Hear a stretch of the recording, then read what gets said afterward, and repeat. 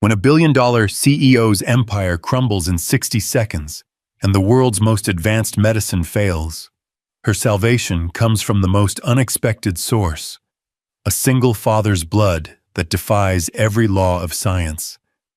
But saving her life is just the beginning of a story that will challenge everything you believe about love, sacrifice, and second chances. The mahogany conference table gleamed under the harsh fluorescent lights of the 42nd floor, reflecting the faces of 12 board members who had gathered to witness what they believed would be another routine quarterly meeting. Outside the floor-to-ceiling windows, Manhattan stretched endlessly, a concrete jungle where Ava Hale had built her empire one calculated decision at a time. At 34, Ava commanded respect through sheer force of will and an intellect that had turned a small biotech startup into Meridian Pharmaceuticals, a company worth $4.2 billion. Her raven-black hair was pulled back in a severe bun, and her tailored Armani suit spoke of power that was earned, not inherited. Every person in that room knew that when Ava Hale spoke, the medical industry listened. The quarterly projections show a 17% increase in... Ava's words caught in her throat as a strange sensation washed over her. The numbers on the projection screen began to blur, and for a moment, she felt as though she was floating above her own body. Ms. Hale. Dr. Richardson, the head of research and development, leaned forward with concern etched across his weathered face. "Are you feeling all right?" Ava pressed her palm against the cool surface of the table, trying to anchor herself to reality. "I'm fine. As I was saying, the increase in revenue from our cardiac medication line has exceeded all expectations." The pain hit her like a sledgehammer to the chest. Not the sharp, stabbing pain of a heart attack, but something far more sinister. It felt as though her very life force was being drained away, cell by cell, breath by breath. The conference room tilted violently, and the concerned faces around the table became a kaleidoscope of blurred features. "Call 911, someone shouted, but their voice sounded like it was coming from the bottom of a deep well. Ava's knees buckled, and she collapsed to the polished marble floor with a sickening thud. Her body convulsed as whatever was attacking her system began to shut down her organs with ruthless efficiency. The taste of copper filled her mouth as blood trickled from her lips, staining her pristine white blouse. "Get the medical team from the 15th floor," Dr. Richardson barked into his phone while kneeling beside Ava's trembling form. "Tell them it's a code blue emergency." But even as the building's medical staff rushed to the executive floor, even as the paramedics screamed through Manhattan traffic with sirens wailing, Ava's condition deteriorated with alarming speed. Her pulse became thready and weak, her breathing shallow and labored. The woman who had conquered Wall Street and revolutionized modern medicine was dying, and no one could explain why. The ambulance ride to Mount Sinai Hospital was a blur of flashing lights and urgent voices. "We're losing her," the paramedic shouted over the radio. "Blood pressure dropping, pulse weak and irregular. ETA 3 minutes. Dr. Elizabeth Morgan, Mount Sinai's chief of emergency medicine, was waiting when they wheeled Ava through the automatic doors. She had been briefed during the ride: mysterious collapse, no known medical conditions, rapid deterioration. In her 20 years of emergency medicine, Dr. Morgan had seen everything from rare tropical diseases to exotic poisonings, but nothing prepared her for what she saw on the monitors. "This doesn't make sense," she muttered, studying the readouts. "Her white blood cell count is through the roof, but there's no sign of infection. Her organs are shutting down systematically, but there's no apparent cause." For 6 agonizing hours, the best medical minds in New York worked to save Ava's life. Blood tests revealed nothing. CT scans showed normal organ function despite the obvious systemic failure. Specialists were called in from across the city: toxicologists, hematologists, infectious disease experts. Each one left more puzzled than the last. "We've tried everything," Dr. Morgan confessed to Dr. Richardson, who had stayed by Ava's side since the ambulance arrived. "Broad-spectrum antibiotics, antiviral medications, even experimental treatments that aren't available to the general public. Nothing is working. Her body is rejecting every intervention we attempt." By midnight, Ava's condition had stabilized at critical. She lay unconscious in the ICU, surrounded by machines that beeped and hummed with electronic precision. Her face, once vibrant with life and determination, had taken on a ghostly pallor. The rise and fall of her chest was barely perceptible, each breath a small victory in a war her body was losing. Dr. Richardson sat in the uncomfortable plastic chair beside her bed, his head in his hands. He had worked with Ava for 8 years, had watched her transform Meridian from a struggling startup into a pharmaceutical giant. She was more than his boss. She was a visionary who had dedicated her life to advancing medical science. The irony that medicine itself seemed powerless to save her was not lost on him. "There has to be something we're missing," he whispered to the unconscious woman. "Some test we haven't run, some treatment we haven't tried." That's when Dr. Sir James Rohr walked into the ICU. He hadn't planned to be at Mount Sinai that night. In fact, he had been trying to avoid hospitals altogether for the past 3 years. But his 8-year-old daughter Amelia had fallen from her bike that afternoon. And while her injuries were minor, a scraped knee and a bruised elbow, James's overprotective instincts had demanded an X-ray to rule out any hidden fractures. James was a ghost of the man he had once been. At 36, his brown hair was prematurely streaked with silver, and deep lines of grief had etched themselves around his green eyes. Once he had been Dr. James Rohr, one of the most promising physicians in the country, a man whose research into rare blood disorders had earned him recognition from the World Health Organization. Now he was simply a single father trying to keep his head above water. The death of his wife Sarah 3 years ago had shattered more than his heart. It had destroyed his faith in medicine, in himself, in the belief that good things happened to good people. Sarah had died from a rare blood disorder that no amount of medical expertise could cure, and James had been forced to watch the love of his life slip away, despite having access to the most advanced treatments available. Since then, he had retreated from the medical world entirely. He worked odd jobs, construction, landscaping, whatever would pay the bills and keep him busy enough to forget the sound of Sarah's last breath. The only constant in his life was Amelia, a precocious 8-year-old, with her mother's blonde hair and her father's stubborn streak. "Daddy, why do you look so sad all the time?" Amelia had asked him during the drive to the hospital. "I'm not sad, sweetheart. Just tired." Mommy always said that when grown-ups say they're tired, they really mean they're sad but don't want to talk about it. James had to pull over to the side of the road as tears blurred his vision. Even now, 3 years later, Sarah's wisdom lived on through their daughter. By the time they reached Mount Sinai, Amelia's X-rays had confirmed what James already knew: no fractures, just the normal bumps and bruises of childhood. They were walking past the ICU toward the exit when James heard a conversation that stopped him in his tracks. "Blood work is completely anomalous. We've never seen anything like it. Have you considered Keller's syndrome? It presents with similar symptoms in the early stages. First thing we tested for, negative across the board." James found himself moving toward the voices without conscious thought. Through the glass partition, he could see a woman lying unconscious in the hospital bed, surrounded by more monitoring equipment than he had seen outside of a research facility.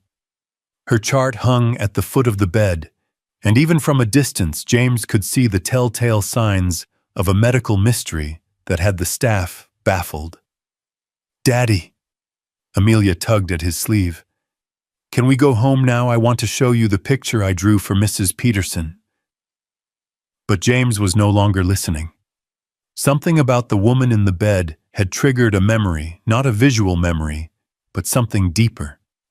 His hands began to tingle with a familiar sensation, the same feeling he had experienced only once before on the day Sarah died.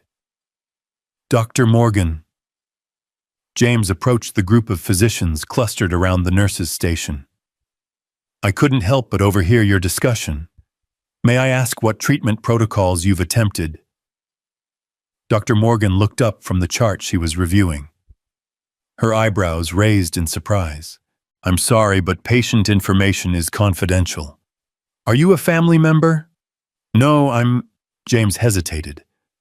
How could he explain that he used to be a doctor without revealing why he was no longer practicing? "I have some experience with rare blood disorders. I might be able to offer a fresh perspective." "Look, I appreciate the offer, but we have some of the best specialists in the country working on this case. Unless you're board certified in hematology or internal medicine, I'm afraid there's nothing you can contribute that we haven't already considered." James started to turn away, but something made him look back at the woman in the bed. The tingling in his hands had become stronger, almost urgent. Against every rational thought in his head, he found himself speaking again. What if it's not a disease at all?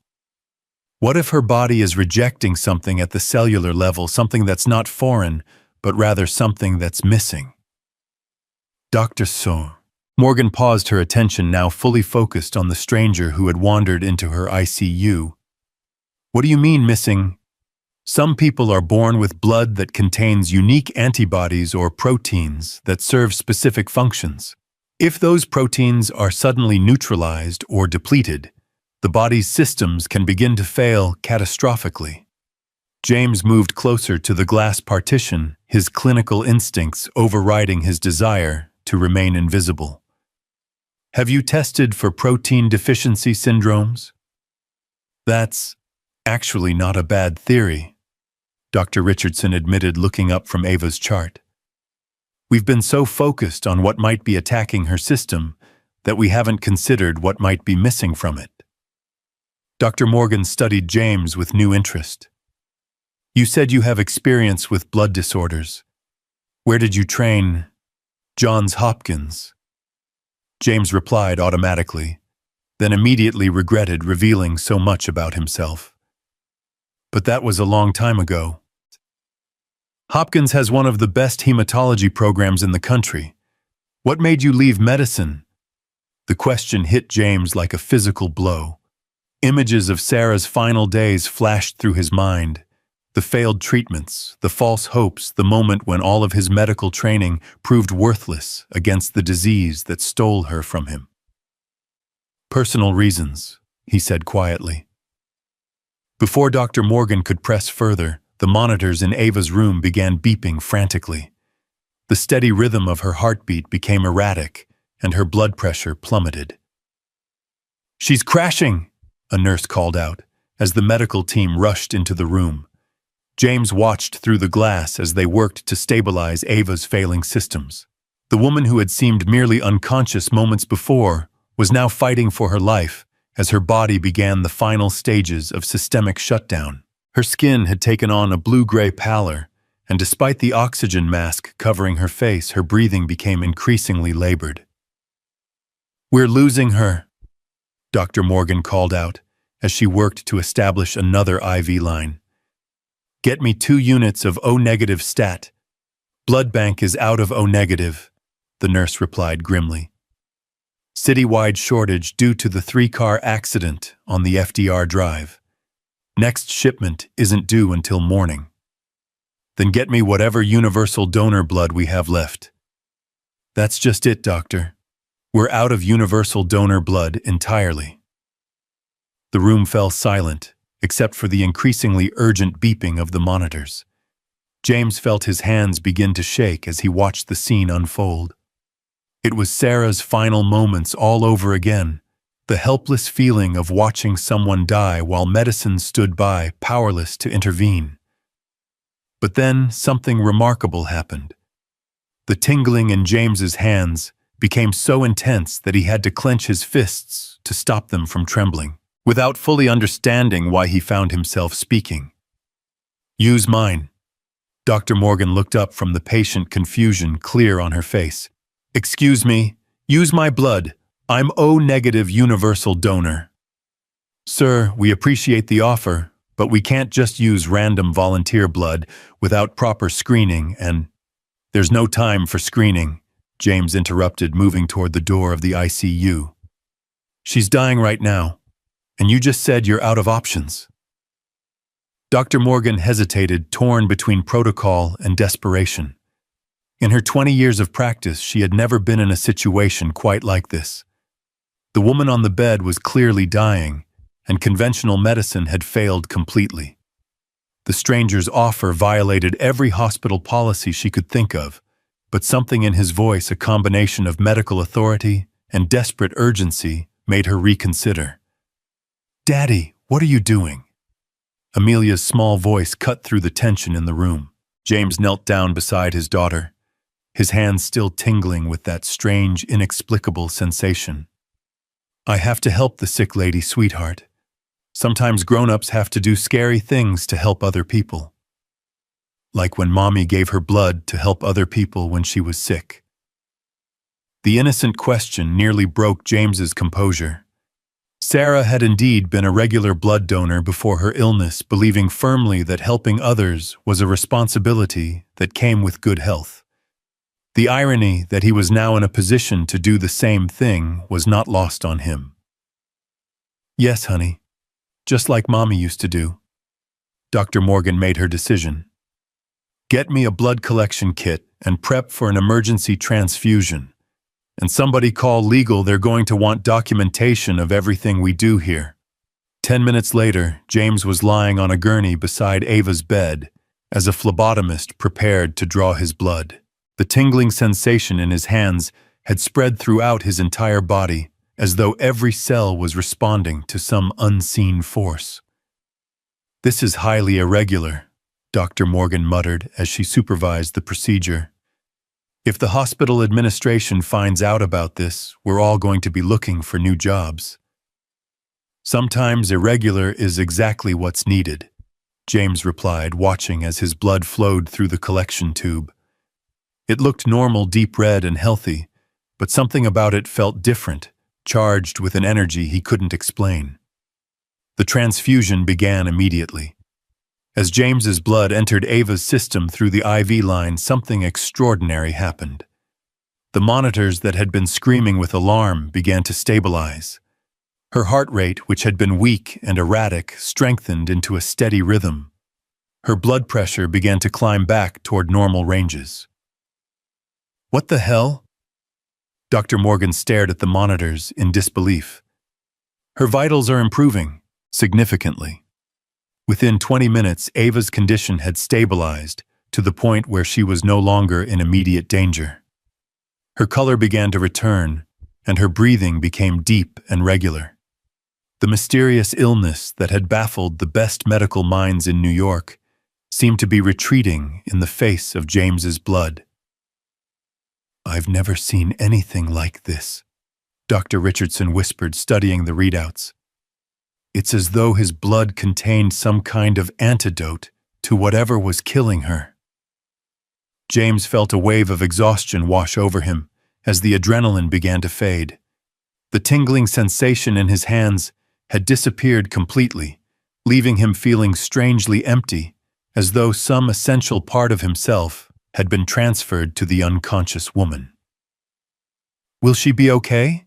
Amelia asked, pressing her face against the glass partition. "I think so, sweetheart," James replied, though he wasn't entirely sure why he felt so confident. "I think she's going to be just fine." Morgan approached James as the nurses finished cleaning up the transfusion equipment. "I don't know what just happened here, but I've been practicing medicine for 20 years, and I've never seen anything like it. Your blood didn't just stabilize her, It actually reversed the progression of whatever was attacking her system. Blood is more complex than most people realize, James said quietly. Sometimes the cure isn't found in a laboratory or a pharmacy. Sometimes it's found in the most unexpected places. Where can we reach you? We're going to need to run tests, document everything that happened here tonight. The medical community is going to want to understand how this was possible. James was already helping Amelia gather her things, his desire to disappear warring with his clinical curiosity about what had just occurred. I don't think that's necessary. The important thing is that she's going to recover. But you don't understand what happened here tonight could revolutionize how we treat rare blood disorders. If your blood contains some kind of unique healing properties, we need to study it, understand it. Think of how many people you could help. The words struck James like a physical blow. How many people could he help? He had asked himself that same question every night for 3 years, tormented by the knowledge that his medical training had been useless when it mattered most. He had hidden from medicine, from healing, from the very thing that had once defined his purpose in life. But tonight, for the first time since Sarah's death, he had been able to save someone. Not through advanced medical procedures or experimental treatments, but through something as simple and fundamental as sharing his blood. I need time to think about this, Shu, he said finally. Right now, I just want to take my daughter home and try to process what happened here, Dr. Ma. Morgan handed him her business card. Please don't disappear on us. What you did tonight, it was extraordinary. And I have a feeling this is just the beginning. James pocketed the card without looking at it. As he and Amelia walked toward the elevator, he couldn't resist one final glance back at the ICU. Through the glass partition, he could see Ava lying peacefully in her bed, her face no longer pale and drawn, but showing the healthy color of someone who was truly healing. For the first time in 3 years, James Rohr had saved a life. But as the elevator doors closed behind him, he had no idea that the woman whose life he had saved would soon turn his carefully constructed world upside down. Ava Hale was many things, brilliant, driven, relentless in pursuit of her goals. And when she awakened the next morning, to find herself alive against all odds, she would have only one question on her mind: who was the mysterious man whose blood had given her a second chance at life? The answer to that question would change both their lives forever.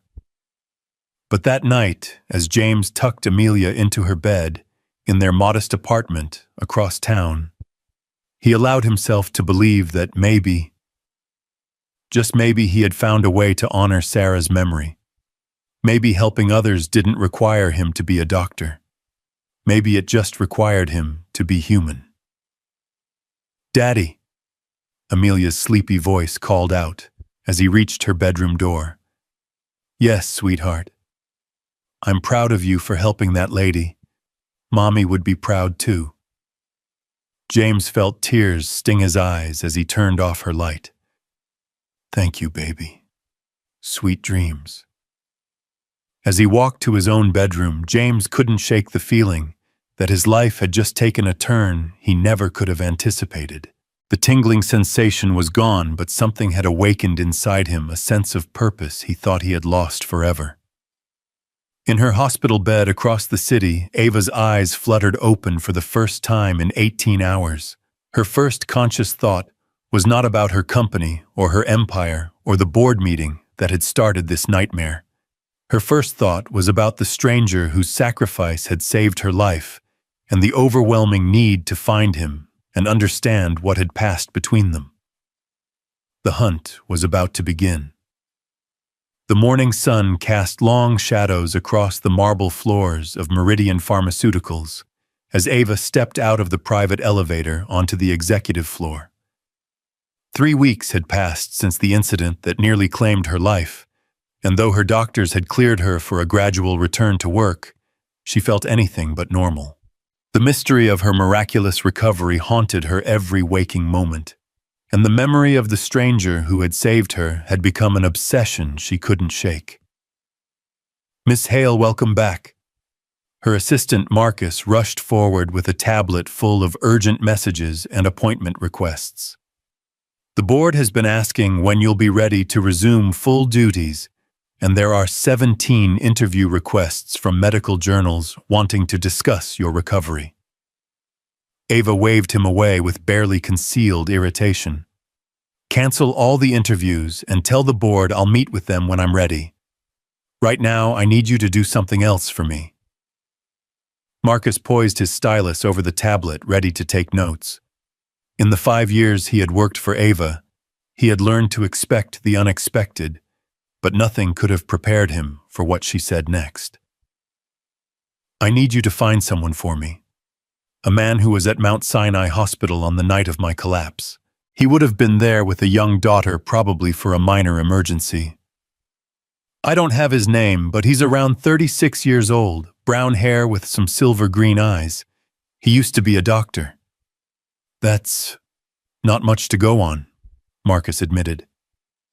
"Do you have any idea why he was there that night?" Ava moved to the floor-to-ceiling windows that overlooked Manhattan, her reflection ghost-like against the glass. "His daughter had an accident. A bike accident, I think. The child would have needed X-rays. I'll start with the hospital records, but Ms. Hale patient information is confidential. Even with your connections, it might be difficult to, then find another way." Ava's voice carried the steel that had built her empire. "I don't care what it costs or what strings you have to pull. I need to find this man." Marcus nodded and hurried away, leaving Ava alone with her thoughts. She pressed her palm against the cool glass and closed her eyes, trying to recall every detail of that night. The memories were fragmented flashes of consciousness between periods of darkness, but one image remained crystal clear, the moment she had briefly awakened during the transfusion and seen him sitting beside her bed. He had been holding her hand, she was certain of it, though the doctors claimed she had been unconscious throughout the entire procedure. But she remembered the warmth of his touch, the way his green eyes had seemed to glow with an otherworldly intensity. Most of all, she remembered the feeling that had passed between them, a connection so profound, it had left her fundamentally changed. Dr. Morgan had been reluctant to discuss the details of her treatment, citing patient confidentiality and hospital policy. But Ava hadn't become one of the most powerful women in America by accepting no as an answer. Through a combination of generous donations to the hospital and carefully applied pressure, she had eventually learned the truth about her mysterious savior. His name was James Rohr, and according to the limited information she had been able to gather, he had once been a highly respected physician specializing in rare blood disorders. But 3 years ago, he had simply vanished from the medical community, leaving behind a promising career and a reputation for groundbreaking research. The why of his disappearance remained a mystery, but Ava intended to solve it. She had built Meridian Pharmaceuticals by recognizing opportunity where others saw only problems, and she sensed that James Rohr represented the greatest opportunity of her life, though whether professional or personal, she wasn't yet ready to admit. Meanwhile, across the city, in a modest 2-bedroom apartment in Queens, James was trying very hard to pretend that his life hadn't been turned upside down 3 weeks ago. He had returned to his job at a construction site, spending his days pouring concrete and framing walls work that kept his hands busy and his mind from wandering to thoughts of the woman whose life he had saved.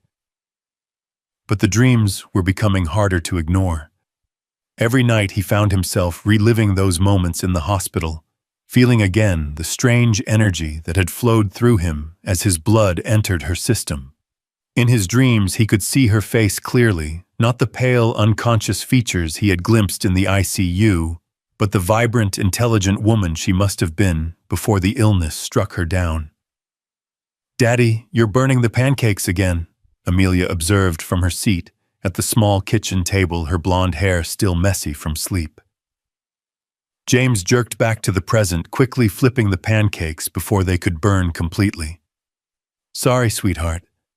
I guess I was thinking about something else." "You've been thinking about the sick lady a lot lately," Amelia said with the perceptive honesty that only children possess.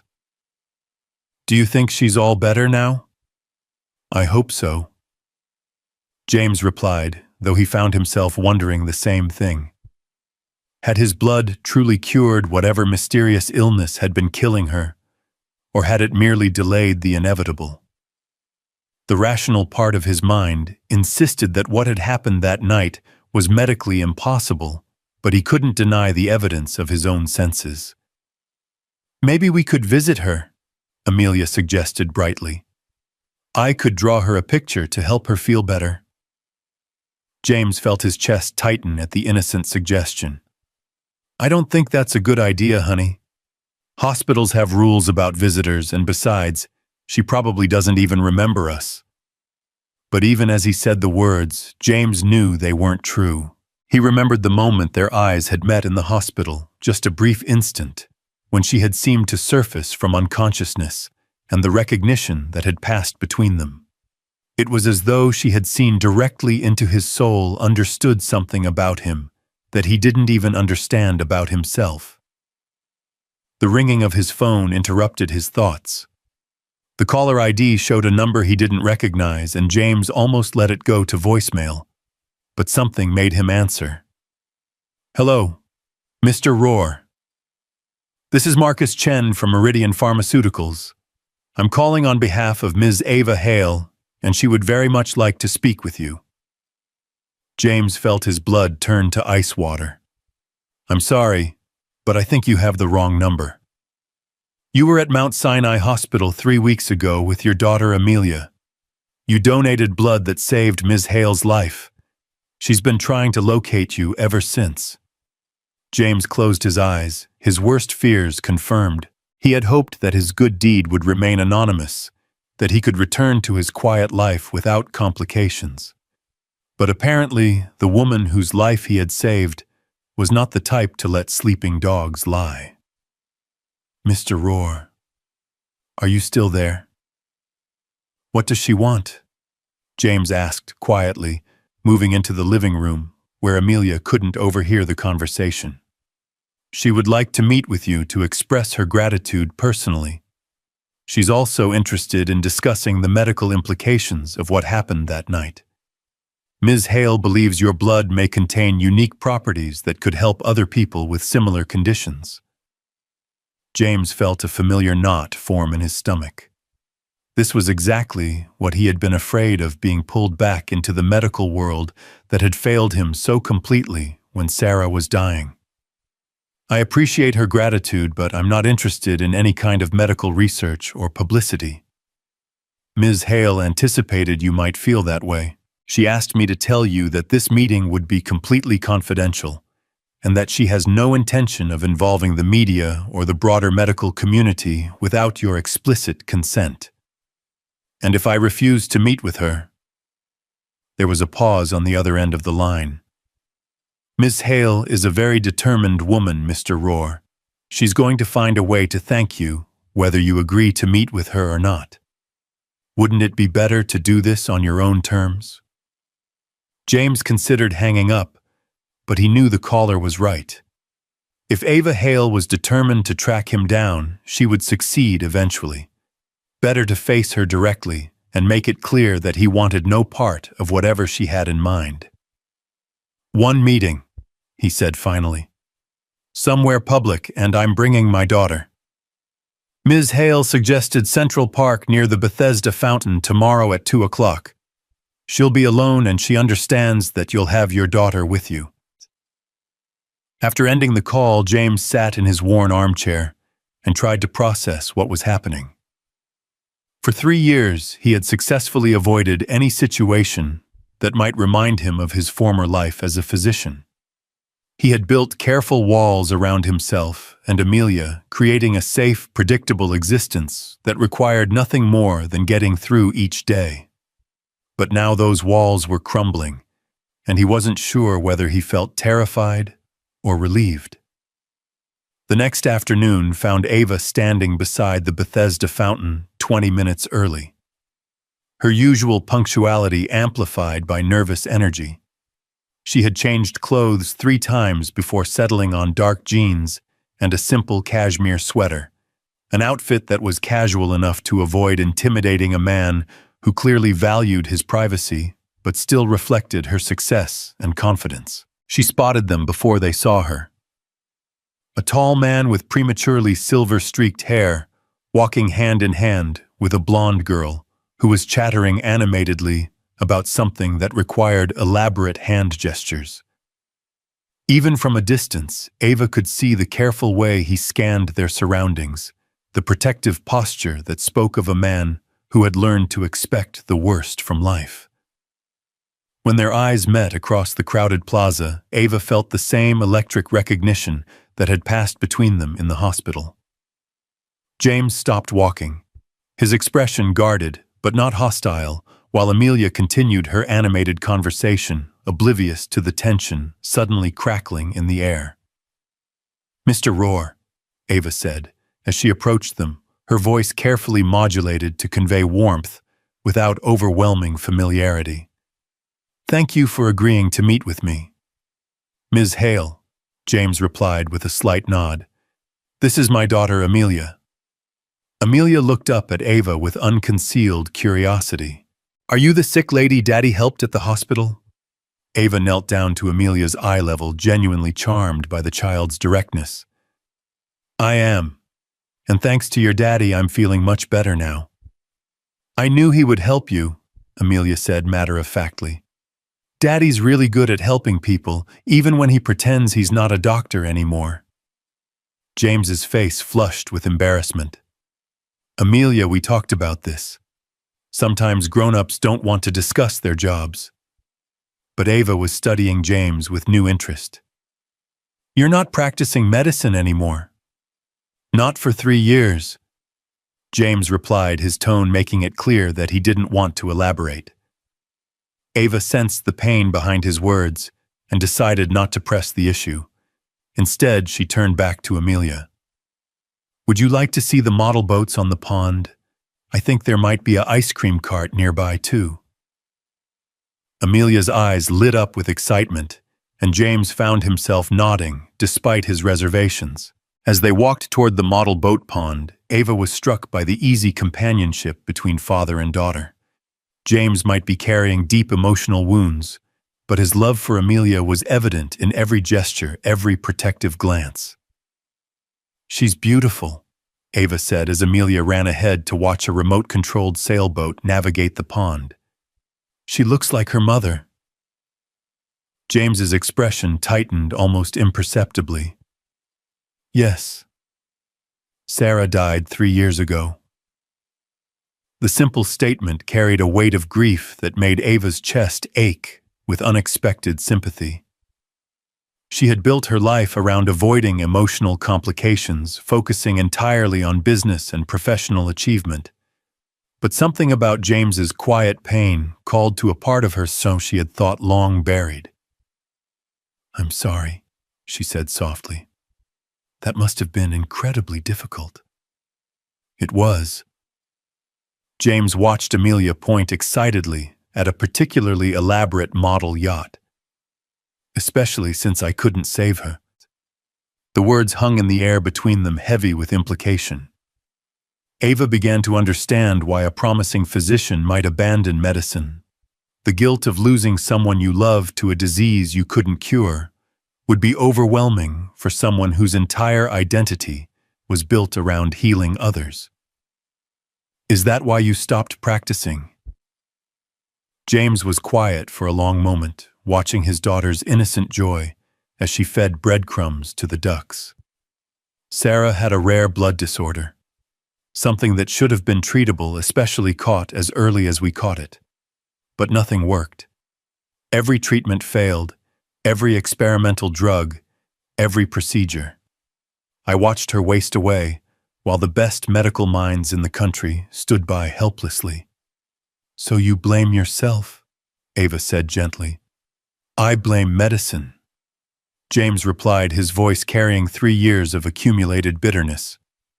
I blame a system that promises miracles and delivers false hope. I blame research that focuses on profitable treatments instead of actual cures.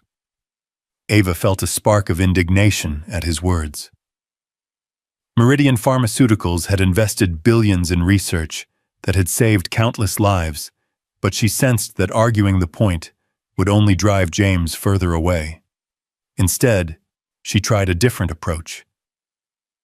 Then why did you help me if you've lost faith in medicine? Why risk getting involved? James turned to look at her directly for the first time since they had met. I don't know, something about that night. I felt compelled to act, as though I didn't have a choice. And you've never experienced anything like that before. The feeling that your blood could heal someone. Never. James hesitated, then continued. But when Sarah was dying in her final days, she would sometimes seem better when I was near her. The doctors said it was probably psychological, the comfort of having family close by. But now I wonder. He trailed off, unable to voice the thought that had been haunting him for weeks. What if he could have saved Sarah if he had understood then what he seemed to understand now? What if his blood contained some property that could have cured her rare disease? Ava sensed his internal struggle and made a decision that surprised even her. Would you like to know what happened to me that night? The real story, not the sanitized version the hospital released to the press. James nodded, and Ava began to speak in a low voice, conscious of Amelia playing nearby. She described the mysterious onset of her illness, the way her body had begun shutting down without apparent cause. She explained how the best doctors in New York had been baffled by her condition, how every treatment had failed. And then your blood entered my system, she continued, and within minutes everything changed. Not just my vital signs, but the fundamental nature of whatever was attacking me. It was as though your blood contained some kind of antidote that targeted the specific mechanism causing my illness. That's medically impossible, James said automatically, his scientific training overriding his personal beliefs. I know. I've run every test imaginable, consulted with specialists around the world. On paper, what happened that night shouldn't have been possible. But I'm alive, completely healthy, with no trace of whatever was killing me. James absorbed this information, his analytical mind racing through the implications. If Ava was right, if his blood truly contained some unique healing property, then the potential applications were staggering. Rare blood disorders like the one that had killed Sarah might be treatable, even curable. But the prospect of returning to the medical world filled him with dread. He had spent 3 years building a life that was safe, predictable, free from the kind of hope that could be cruelly shattered. The idea of exposing himself and Amelia to that vulnerability again was terrifying. What do you want from me? He asked finally. Ava had been preparing for this question since the day she had awakened in the hospital. Initially, I wanted to thank you, to understand what happened and offer you some kind of compensation for saving my life. And now I think we could help each other. Ava chose her words carefully, sensing that James would bolt if she pushed too hard. You have a gift that could save lives, but you don't want to be part of the medical establishment. I have resources and connections that could fund independent research away from the bureaucracy and profit motives you distrust. James felt his pulse quicken. You're talking about human experimentation, using my blood on sick people without understanding how it works or what the risks might be. I'm talking about careful, controlled research designed to understand the mechanism behind what happened to me. If we can isolate whatever compound in your blood has healing properties, we might be able to synthesize it, study it, develop treatments that don't require your direct involvement. The idea was seductive, James had to admit. The possibility of helping people without having to practice medicine again, of honoring Sarah's memory, by ensuring that other families didn't have to endure what he and Amelia had suffered. But it also meant trusting Ava Hale, a woman he had met less than an hour ago. A woman whose reputation for ruthless business practices was legendary, whose company had made billions from the kind of pharmaceutical industry he had learned to despise. "Daddy, look!" Amelia came running back to them, her face glowing with excitement. "The man with the boat said I could help him drive it." James knelt down to his daughter's level, grateful for the interruption. "That sounds like fun, sweetheart. But we should probably head home soon. Can we come back tomorrow, please?" "We'll see," James replied, the standard parental response to requests that required more thought. As they walked back toward the fountain, Ava found herself studying the interaction between father and daughter, with something approaching envy. She had built an empire, accumulated wealth and power beyond most people's dreams, but she had never experienced the kind of unconditional love she saw reflected in Amelia's eyes when she looked at her father. "She's lucky to have you," Ava said quietly. "I'm the lucky one," James replied. "She's the only reason I've been able to keep going these past 3 years." They reached the fountain where they had first met, and Ava sensed that their time together was drawing to a close.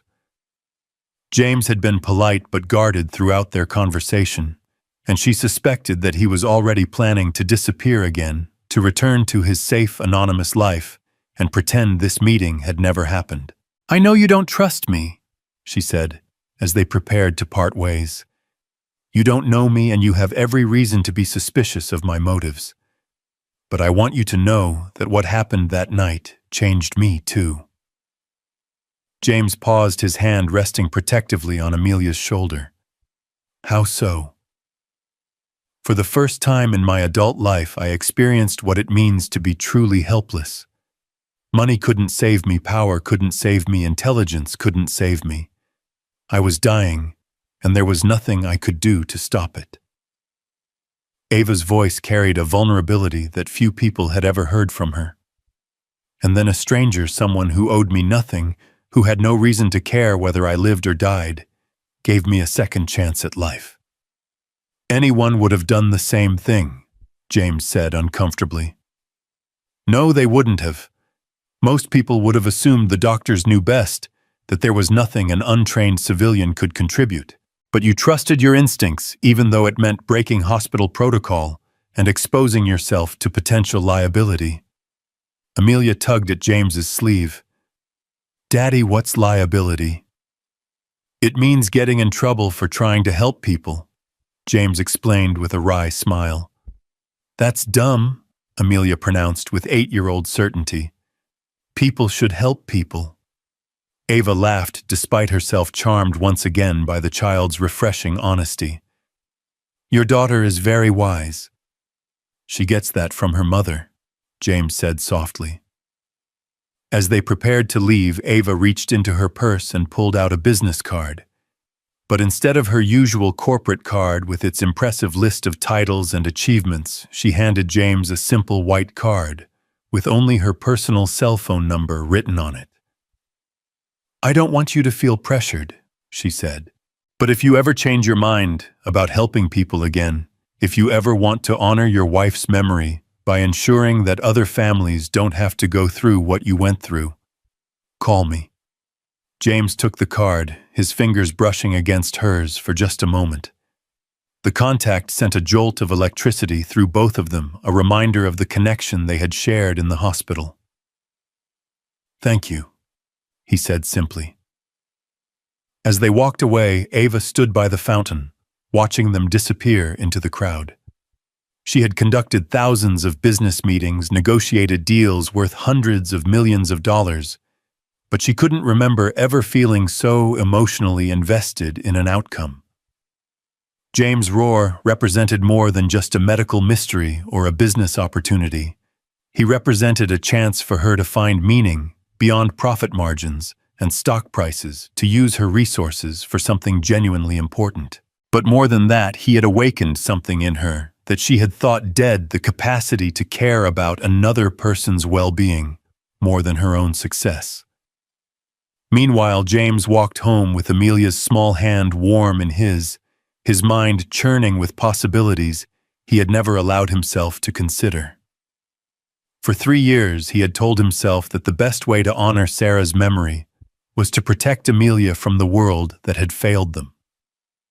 But what if the best way to honor Sarah was to ensure that her death had meaning, that other families might be spared the agony he had endured? "Did you like the nice lady?" Amelia asked, as they boarded the subway for home. "She seemed very nice," James replied carefully. "I think she's lonely," Amelia observed with the startling insight that children sometimes possess. "Like you were before you started helping people again." James looked down at his daughter in surprise. "What makes you say that?" "She had sad eyes like you used to have. But when she talked to us, her eyes got happy. Just like yours do when you help people." As the train carried them through the tunnels beneath Manhattan, James found himself thinking about Ava's offer with increasing seriousness. The rational part of his mind insisted that getting involved with her was a mistake, that it would only lead to disappointment and heartbreak. But another part of him, the part that had compelled him to act that night in the hospital, was whispering that maybe, just maybe, he had been given a gift for a reason. And maybe it was time to stop running from that gift and start embracing it. The card with Ava's phone number seemed to burn in his pocket as the train pulled into their station. He hadn't decided whether to call her, but for the first time in 3 years, James Rohr was beginning to think about the future instead of just surviving the present. Unknown to both of them, forces were already moving that would make their decision for them. In a luxury apartment on the Upper East Side, a man named Richard Blackwood was reading the preliminary report from the private investigator he had hired to monitor Ava's activities. Richard had been Ava's fiancé once until her ambition and his own controlling nature had torn their relationship apart. But he had never stopped watching her, waiting for an opportunity to reclaim what he considered rightfully his. The report mentioned her mysterious illness and even more mysterious recovery, along with rumors of an unknown man who had somehow saved her life. Richard's eyes gleamed with malicious interest as he considered the possibilities. If Ava had formed an attachment to this stranger, if she cared about him, then he had found the perfect way to remind her that crossing Richard Blackwood always came with consequences. The game was about to begin, and neither James nor Ava had any idea how high the stakes were about to become. The call came at 2 a.m, jolting James from a restless sleep, filled with dreams of hospital corridors and Ava's enigmatic smile. His phone's harsh ring cut through the silence of his small apartment, and for a moment he considered letting it go to voicemail. But something about the urgency of the sound made him reach for it. "Mr. Rohr." The voice was unfamiliar, strained with panic. "This is Dr. Morgan from Mount Sinai. I'm sorry to call so late, but we need your help." James sat up, instantly alert. "What's wrong?" "It's Ms. Hale. She's back in the ICU and her condition is deteriorating rapidly. We think her body is rejecting the treatment from before going into some kind of systemic failure. We've tried everything, but nothing's working. We need you to come in now." The words hit James like a physical blow. 3 weeks had passed since their meeting in Central Park. 3 weeks during which he had wrestled with the decision of whether to call Ava about her research proposal. He had carried her card in his wallet, taking it out dozens of times before putting it away again, unable to commit to reopening the door to a world that had caused him so much pain. Now it seemed the decision had been made for him. "I'll be there in 20 minutes, he said, already reaching for his clothes. "What about Amelia?" he wondered aloud, looking toward his daughter's bedroom. He couldn't leave her alone, but he also couldn't waste time finding a babysitter. As if summoned by his thoughts, Amelia appeared in his doorway, rubbing her eyes. "Daddy," who was on the phone, "the sick lady needs help again, sweetheart. I have to go to the hospital. Can I come with you? I promise I'll be good." James hesitated for only a moment before nodding. "Get dressed quickly, okay? We need to hurry." The taxi ride to Mount Sinai passed in a blur of neon-lit streets and mounting anxiety. James found himself gripping Amelia's hand tighter than necessary, his mind racing with possibilities. If Ava's condition was truly deteriorating, if his blood had only provided a temporary reprieve rather than a permanent cure, then what did that mean for both of them? Dr. Morgan was waiting when they arrived, her face drawn with exhaustion and worry. "Thank God you're here. She's been asking for you since she regained consciousness an hour ago." "What happened?" James asked as they hurried toward the ICU. "We're not entirely sure. She came in around midnight complaining of severe chest pain and difficulty breathing. Her blood work shows the same anomalies we saw during her first admission, but accelerated. It's as though whatever was killing her before has returned with a vengeance." They reached the ICU, and James felt his breath catch at the sight of Ava lying in the hospital bed.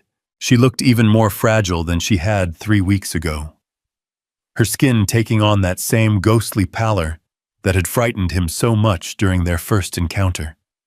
But her eyes were open, and when she saw him through the glass partition, a weak smile crossed her lips. "James," she whispered as he entered her room, Amelia hanging back by the door with Dr. Morgan. "You came." "Of course I came."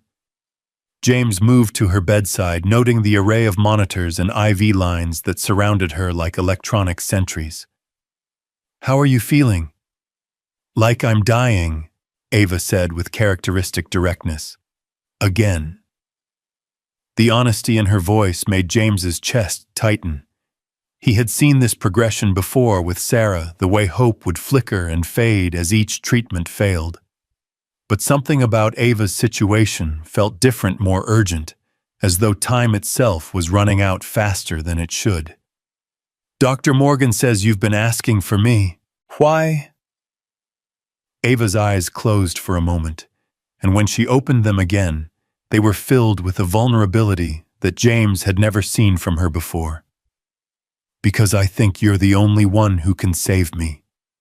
Again." "Ava, I'm not a doctor anymore. I can give you my blood if that's what you need, but it's not just about the blood." Ava's hand found his, her fingers cold and trembling. "James, I've had weeks to think about what happened between us that night. To analyze it, study it, try to understand it. And I think there's something more going on here than just a medical anomaly." James felt the familiar tingling sensation beginning in his hands, the same energy he had experienced during their first encounter. "What do you mean?" "I mean that from the moment your blood entered my system, I felt connected to you in a way I can't explain. Not just grateful, not just indebted, but genuinely connected, as though part of you had become part of me." The words sent a chill down James's spine because they echoed his own experience so perfectly. For 3 weeks, he had felt an inexplicable pull toward Ava, a sense that their meeting had changed something fundamental about who he was. He had attributed it to the normal aftermath of saving someone's life, but now he wondered if there was something deeper at work. "And now?" he asked quietly. "Now I think that connection is breaking down. Whatever bond was formed between us that night, it's deteriorating, and my body is rejecting everything that isn't. You." Dr. Morgan chose that moment to enter the room, her expression grim. "Mr. Rohr, we need to discuss treatment options. Ms. Hale's condition is deteriorating rapidly, and we're running out of time." James looked between Ava and the doctor, his mind racing. "What are you suggesting?" "Another transfusion, obviously, But this time we need to understand what's happening at the cellular level. We need to monitor the interaction between your blood and hers, document everything, so we can potentially develop a more permanent treatment. And if the transfusion doesn't work this time? Dr. Morgan's silence was answer enough. James felt Ava's hand tighten around his, and when he looked down at her, he saw not the powerful CEO who had built a pharmaceutical empire, but a frightened woman facing her own mortality. In that moment, his decision became clear. "Let's do it," he said. "But I want to understand what's happening too. I need to know why my blood has this effect on her." The next several hours passed in a carefully orchestrated ballet of medical precision. James found himself once again lying on a gurney beside Ava's bed, watching as his blood flowed through the tubing that connected them. But this time, teams of specialists monitored every aspect of the process, taking samples and measurements with scientific rigor. Amelia had been given a comfortable chair in the corner of the room, where she alternated between coloring in a book that one of the nurses had provided and watching the proceedings with wide-eyed fascination. Her presence brought an odd sense of normalcy to the surreal situation, reminding James that no matter what happened here tonight, he still had responsibilities beyond these hospital walls. "The cellular response is remarkable," Dr. Morgan murmured as she studied the latest test results. "Your blood isn't just treating her symptoms, Mr. Rohr. It's actually repairing damage at the genetic level, correcting mutations that shouldn't be correctable." "What kind of mutations?" James asked, his scientific curiosity overriding his emotional exhaustion. "That's what's so strange. The mutations appear to be artificially induced, as though something in her environment has been systematically attacking her DNA. But your blood contains proteins that we've never seen before, compounds that specifically target and reverse that kind of damage." James absorbed this information, his mind working through the implications. "You're saying someone poisoned her deliberately?" "I'm saying that her illness isn't natural. Someone has been slowly killing her using a method so sophisticated that it took weeks for the symptoms to manifest."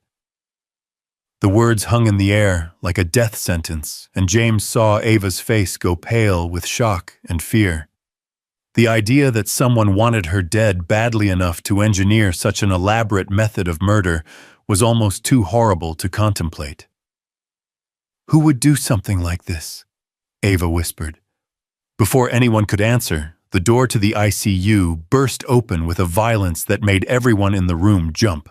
Richard Blackwood strode into the room with the confidence of a man who was accustomed to getting what he wanted, his expensive suit and perfectly styled hair making him look like he had stepped out of a boardroom rather than off the street at 3 in the morning.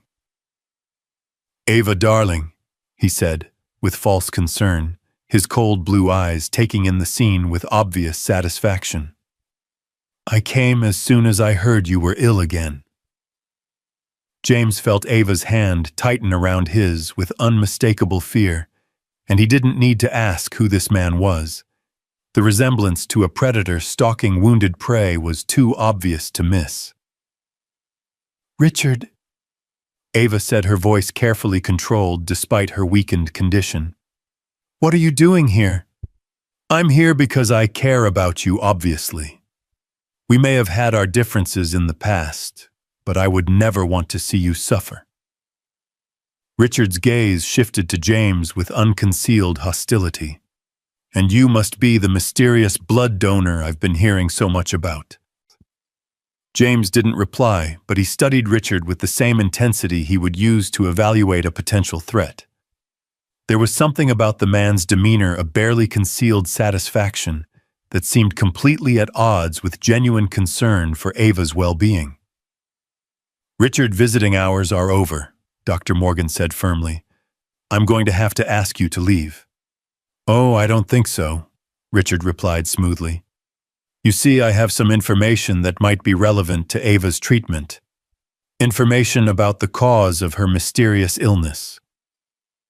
The room fell silent except for the steady beeping of Ava's monitors. James felt his blood pressure spike as the pieces of the puzzle began falling into place.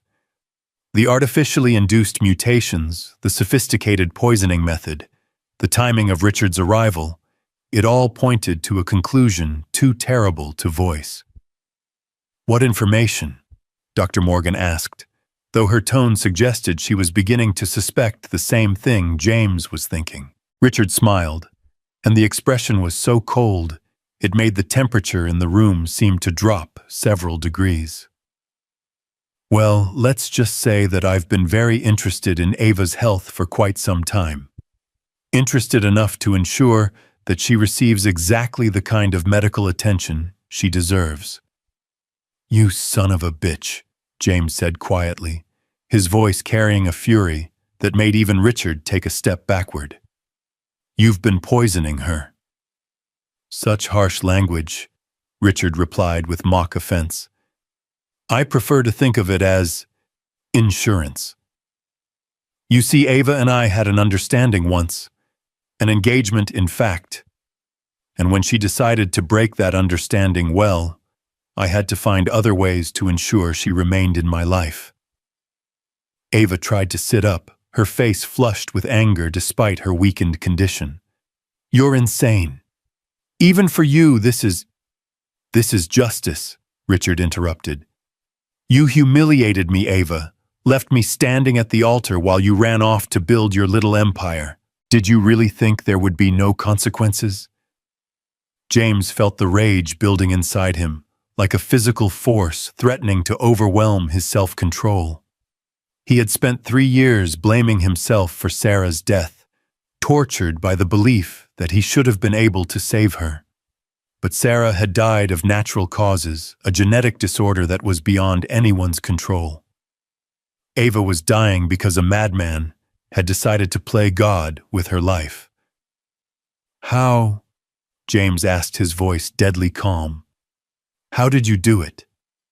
Richard seemed delighted by the question, apparently viewing it as an opportunity to boast about his cleverness. "Oh, it was really quite elegant. A series of compounds delivered through her cosmetics, her coffee, even the air conditioning system in her office. Each one harmless by itself, but together they created a cascading failure at the cellular level. Untraceable, undetectable, and ultimately fatal." "And you did this because she broke up with you, Doctor?" Morgan asked, her voice filled with disgust. "I did this because she belongs to me," Richard said simply. "And if I can't have her, then no one can." The casual way he spoke about murder as though it were a reasonable response to romantic rejection sent chills through everyone in the room. But James was no longer listening to Richard's words. Instead, he was focused on the monitors showing Ava's vital signs, which were beginning to destabilize again despite the ongoing transfusion. "She's going into cardiac arrest," Dr. Morgan announced, rushing to Ava's bedside as alarms began sounding throughout the ICU. James watched in horror as Ava's body began convulsing, her hand slipping from his as the medical team fought to stabilize her failing systems. The transfusion that had saved her life before seemed powerless against whatever Richard had done to her, and James realized with growing desperation that his blood alone might not be enough this time. "Get him out of here!" he shouted to the security guards who had finally responded to the commotion. But Richard was already backing toward the door, his mission apparently accomplished. "Goodbye, Ava," he called out with mock sadness.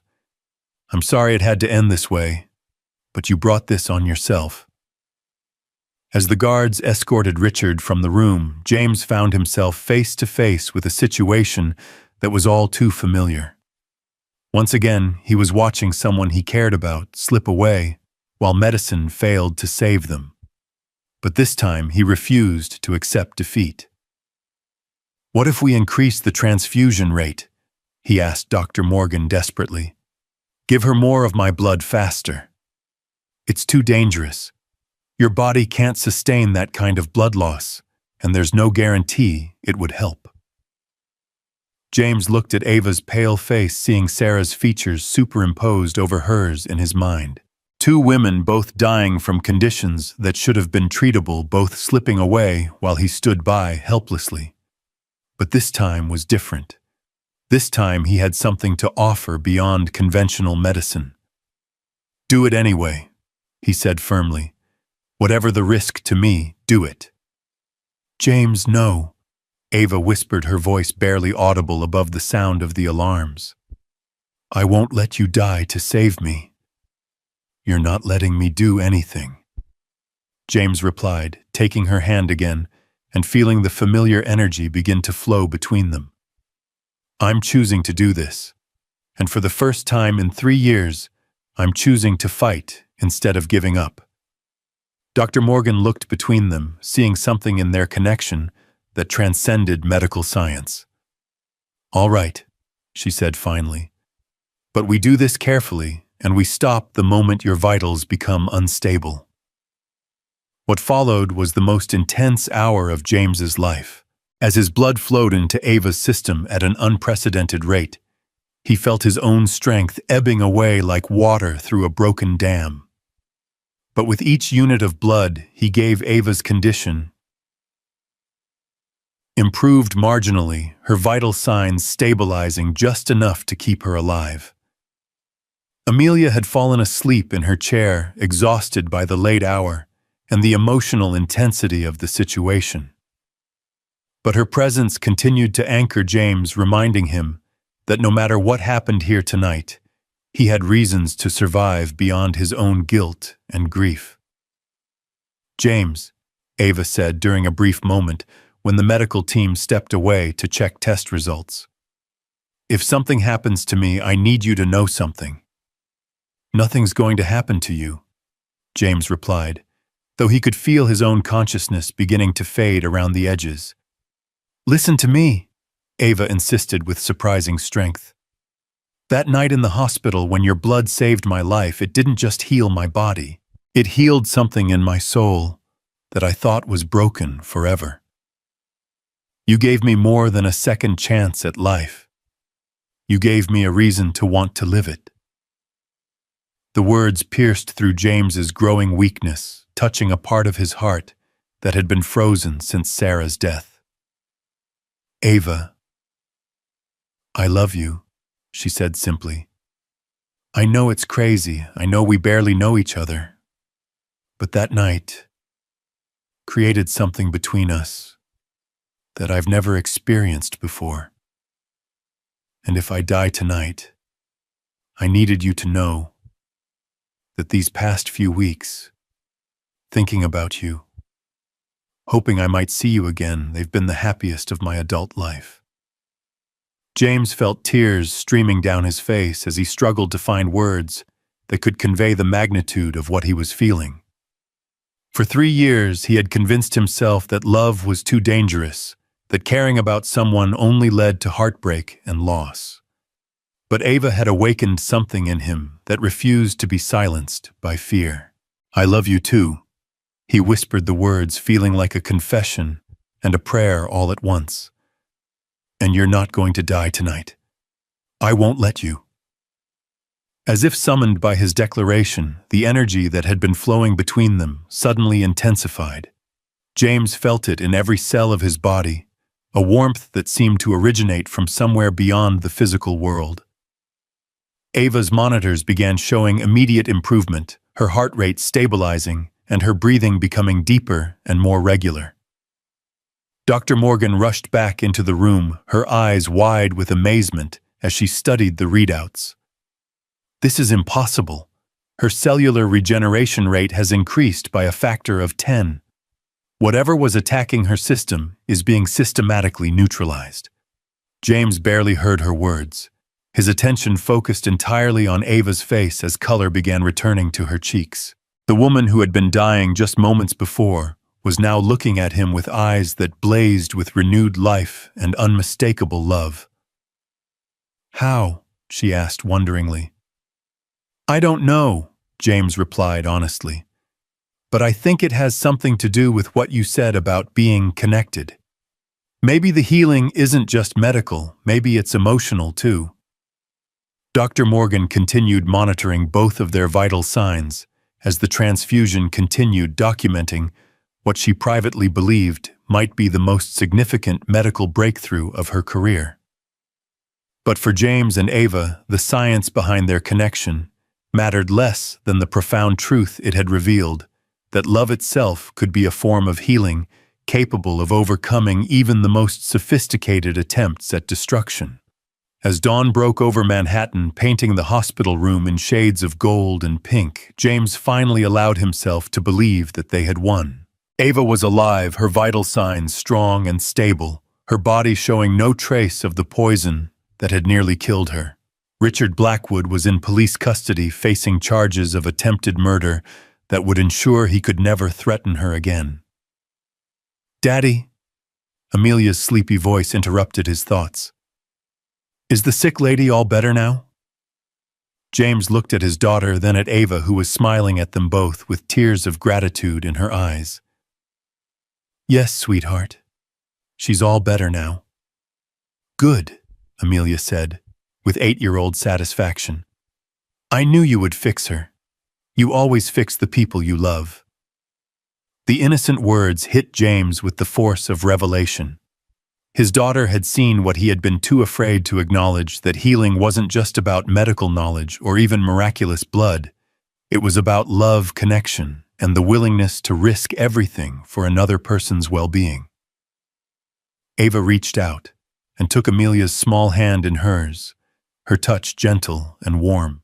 "Thank you for sharing your daddy with me, Amelia. He saved my life." "That's what daddies do," Amelia replied matter-of-factly. "They protect the people they love." As the morning sun filled the room with light, James felt something shift inside him, a sense of purpose that had been dormant since Sarah's death finally awakening. He looked at Ava, seeing not just the woman whose life he had saved, but a partner who shared his desire to use their unique connection to help others.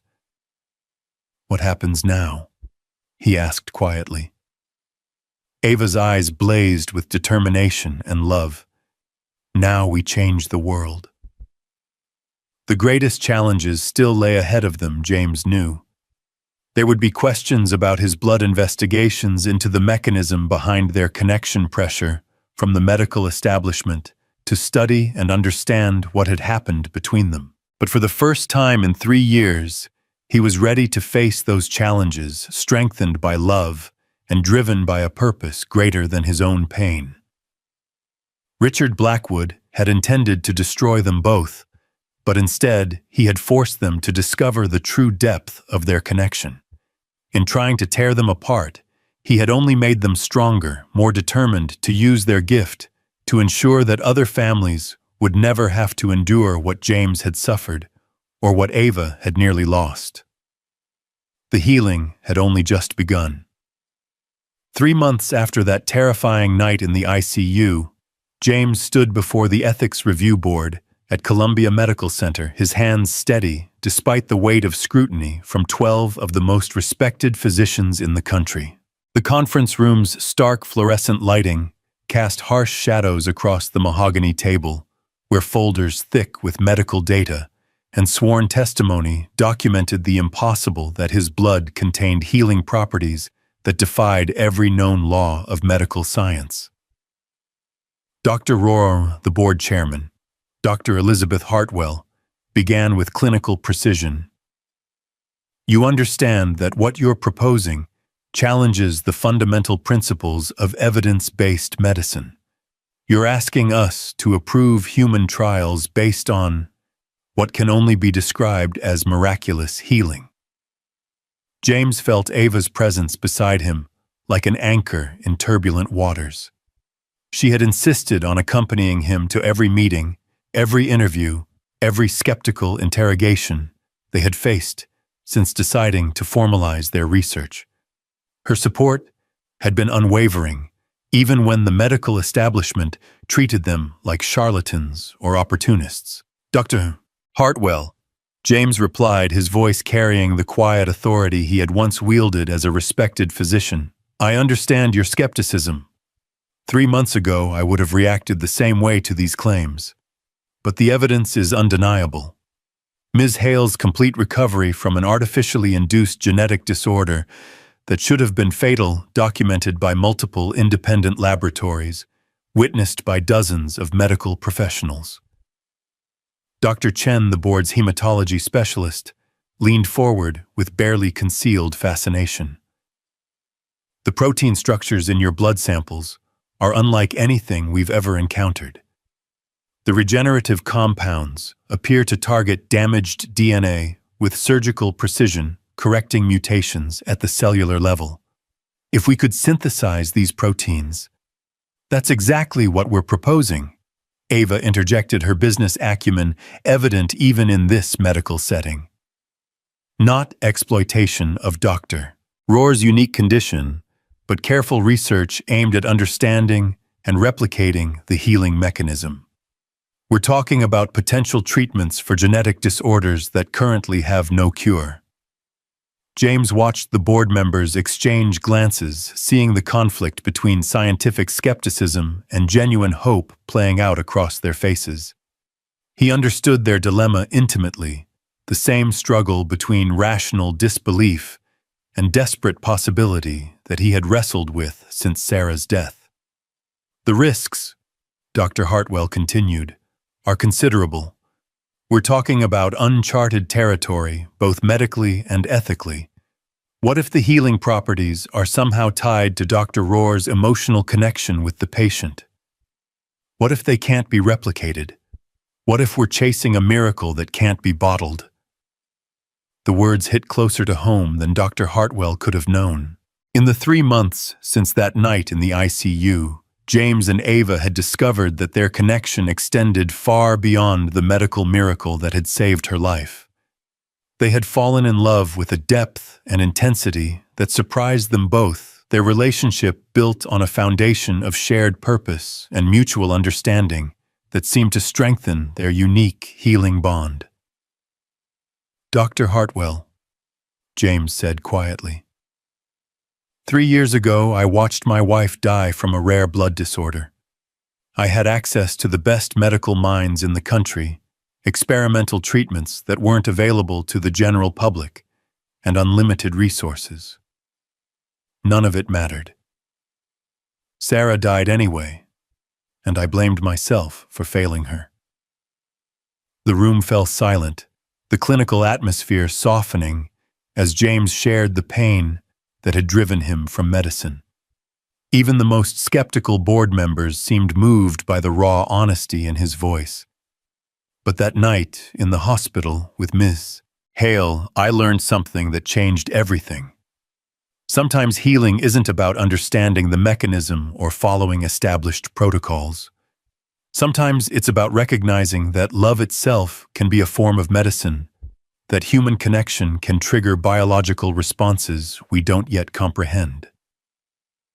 Ava reached over and took his hand, their fingers intertwining with the natural ease that had developed over months of facing these challenges together. The simple gesture seemed to fill the room with a warmth that transcended the sterile medical environment. You're asking us to approve research based on love, Dr. Chen said, though his tone was more curious than dismissive. That's not exactly a reproducible variable in clinical trials. No, Ava replied. We're asking you to approve research based on results. The love may be the catalyst, but the healing is real, measurable, and potentially replicable. Dr. Rohr's blood contains compounds that didn't exist before our connection formed. That's not mysticism, that's biochemistry we don't yet understand. Dr. Hartwell studied the thick file before her, pages of test results and medical imaging that documented Ava's impossible recovery. After what felt like an eternity, she looked up with the expression of someone reaching a difficult decision. We'll approve a limited trial, she said finally. 5 patients, all with genetic disorders similar to what Ms. Hale experienced. Strict protocols, independent monitoring, and the right to suspend the study at any sign of adverse effects. James felt a surge of emotion so powerful it threatened to overwhelm him.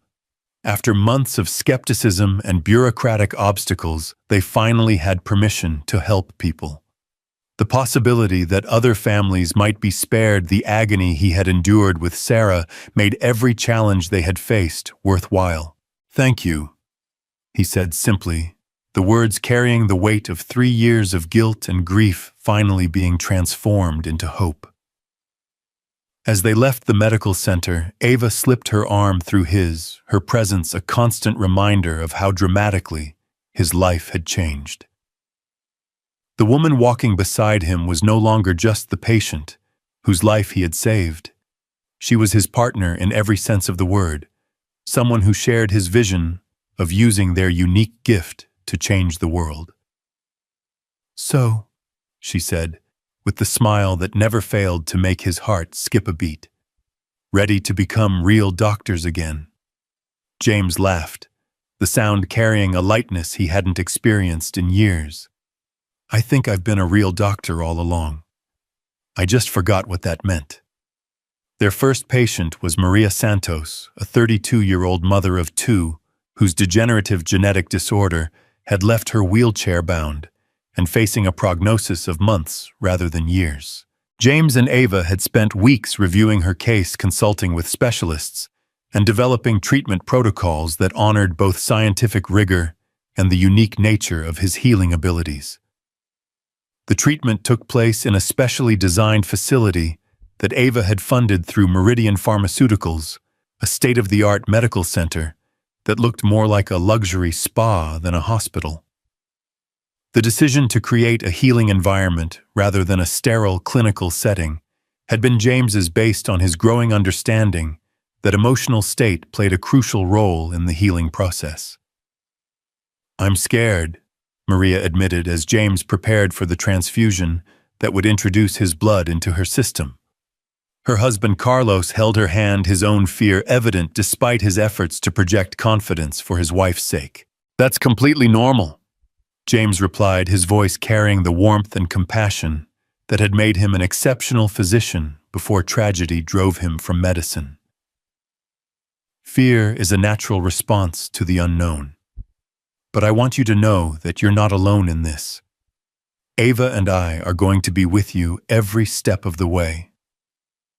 Ava moved to Maria's other side, her presence radiating the same calm strength that had helped James rediscover his purpose. "Maria, I was in your position not that long ago. Facing death, feeling hopeless, convinced that I was going to leave my loved ones behind. James gave me more than medical treatment. He gave me a future.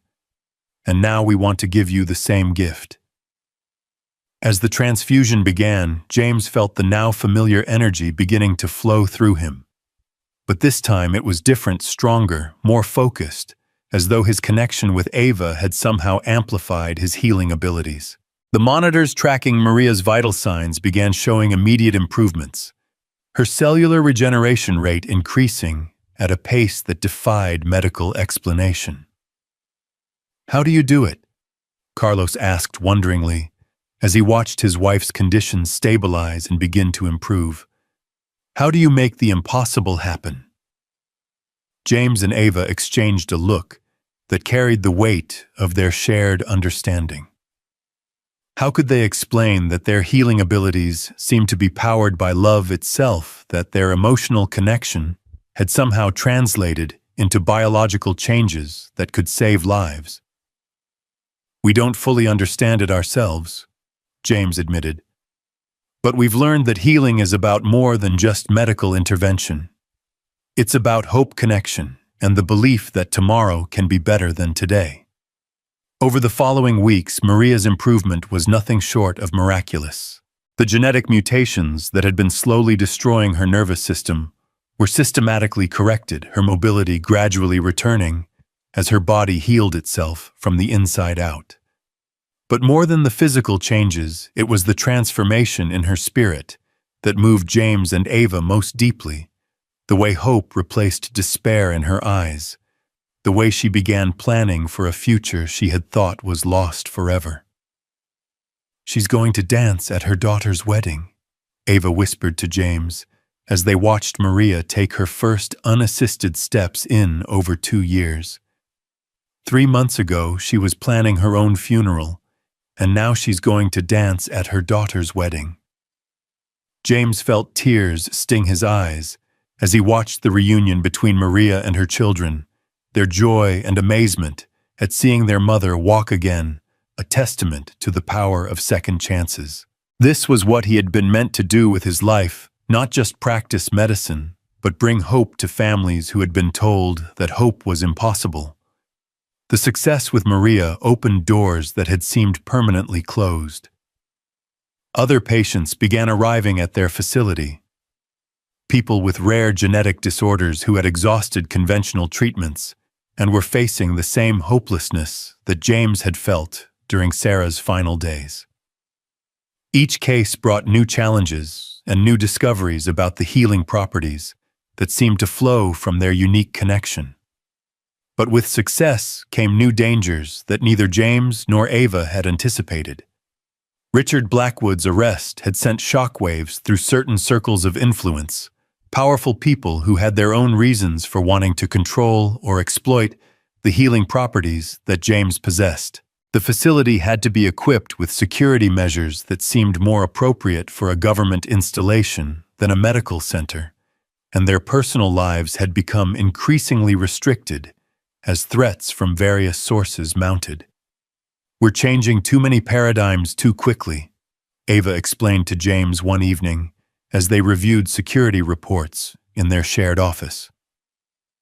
"The pharmaceutical industry, the medical establishment, even government agencies, they're all trying to figure out how to control what we're doing."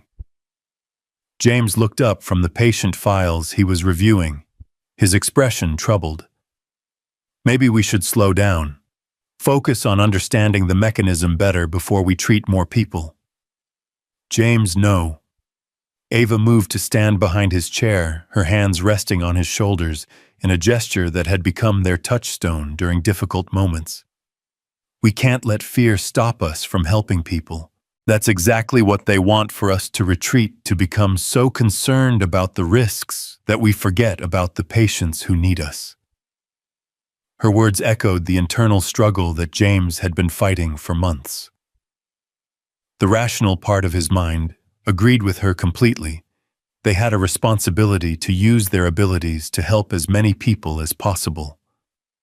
But the part of him that remembered losing Sarah, that had watched Ava nearly die, despite his best efforts, whispered warnings about the dangers of taking on too much too quickly.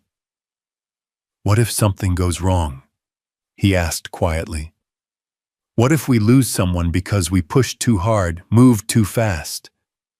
Ava turned his chair so he was facing her, her eyes blazing with the determination that had built her empire. "Then we'll mourn them and learn from our mistakes and keep trying to save the next person. James, you can't let the fear of failure paralyze you. Sarah wouldn't want that, and neither would any of the patients we might help."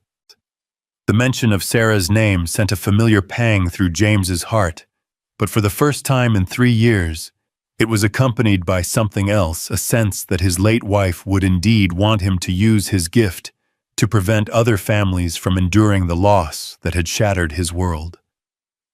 Their conversation was interrupted by Dr. Morgan, who burst into the office with an urgency that immediately put them both on alert. "We have a problem," she announced without preamble. "A big one." James and Ava exchanged worried glances. Dr. Morgan had become their liaison with the traditional medical community, helping to navigate the complex ethical and legal challenges of their research. For her to arrive unannounced and clearly agitated meant that something significant had gone wrong. "What's happened?" Ava asked. "It's about the 5th patient in our trial, Rebecca Chen, the 8-year-old, with the degenerative muscle disorder. The treatment isn't working, and her condition is deteriorating rapidly." James felt his blood turn to ice. Rebecca was the youngest patient they had treated, a bright-spirited child whose illness had robbed her of the ability to walk or even feed herself. Her parents had brought her to the facility as a last resort, their hope tempered by the knowledge that she might not survive much longer without intervention. "What do you mean it's not working?" James demanded, already reaching for his coat. "I mean that despite multiple transfusions over the past week, her cellular regeneration rate remains unchanged. If anything, her condition is accelerating. We need to get to the hospital now." The drive to their facility felt like the longest journey of James's life. His mind raced through possibilities, trying to understand why his blood would work perfectly for some patients while failing others. The healing properties had never failed before, not with Ava, not with Maria, not with any of the other patients they had successfully treated. They found Rebecca's parents in the family waiting room, their faces etched with the particular kind of despair that comes from watching a child suffer. Mrs. Chen looked up as they approached, her eyes red from crying, but still holding a desperate hope that somehow James and Ava could work another miracle. "Dr. Rohr," she said, rising from her chair with visible effort, "please tell me you can help her. Please tell me there's something more you can do." James knelt down to Mrs. Chen's eye level, his heart breaking at the pain in her voice. This was the nightmare scenario he had feared most, having to tell parents that despite all his abilities, despite the miraculous healings they had achieved with other patients, he couldn't save their child. "Mrs. Chen, I want you to know that we're going to do everything possible for Rebecca. We're going to try different approaches, adjust the treatment protocols, explore every option available to us." "But you don't know if it will work," Mr. Chen said quietly, his voice carrying the weight of a man who had already begun preparing for the worst. James couldn't lie to them. "No, I don't know if it will work, but I promise you that we won't give up as long as there's any chance of helping her." They spent the next hour reviewing Rebecca's case files, consulting with specialists, and exploring every possible explanation for why the treatment was failing. The little girl lay unconscious in her hospital bed, her breathing shallow and labored, while machines monitored the steady decline of her vital signs. "James," Ava said quietly, as they stood beside Rebecca's bed, "what if the problem isn't medical? What if it's emotional?" James looked at her in confusion. "What do you mean?" "I mean that every successful treatment we've done has involved patients who formed some kind of emotional connection with us. Maria trusted us completely, believed in what we were doing. But Rebecca, she's 8 years old, frightened in pain. Maybe she can't form the kind of bond that makes the healing possible." The theory was both heartbreaking and logical.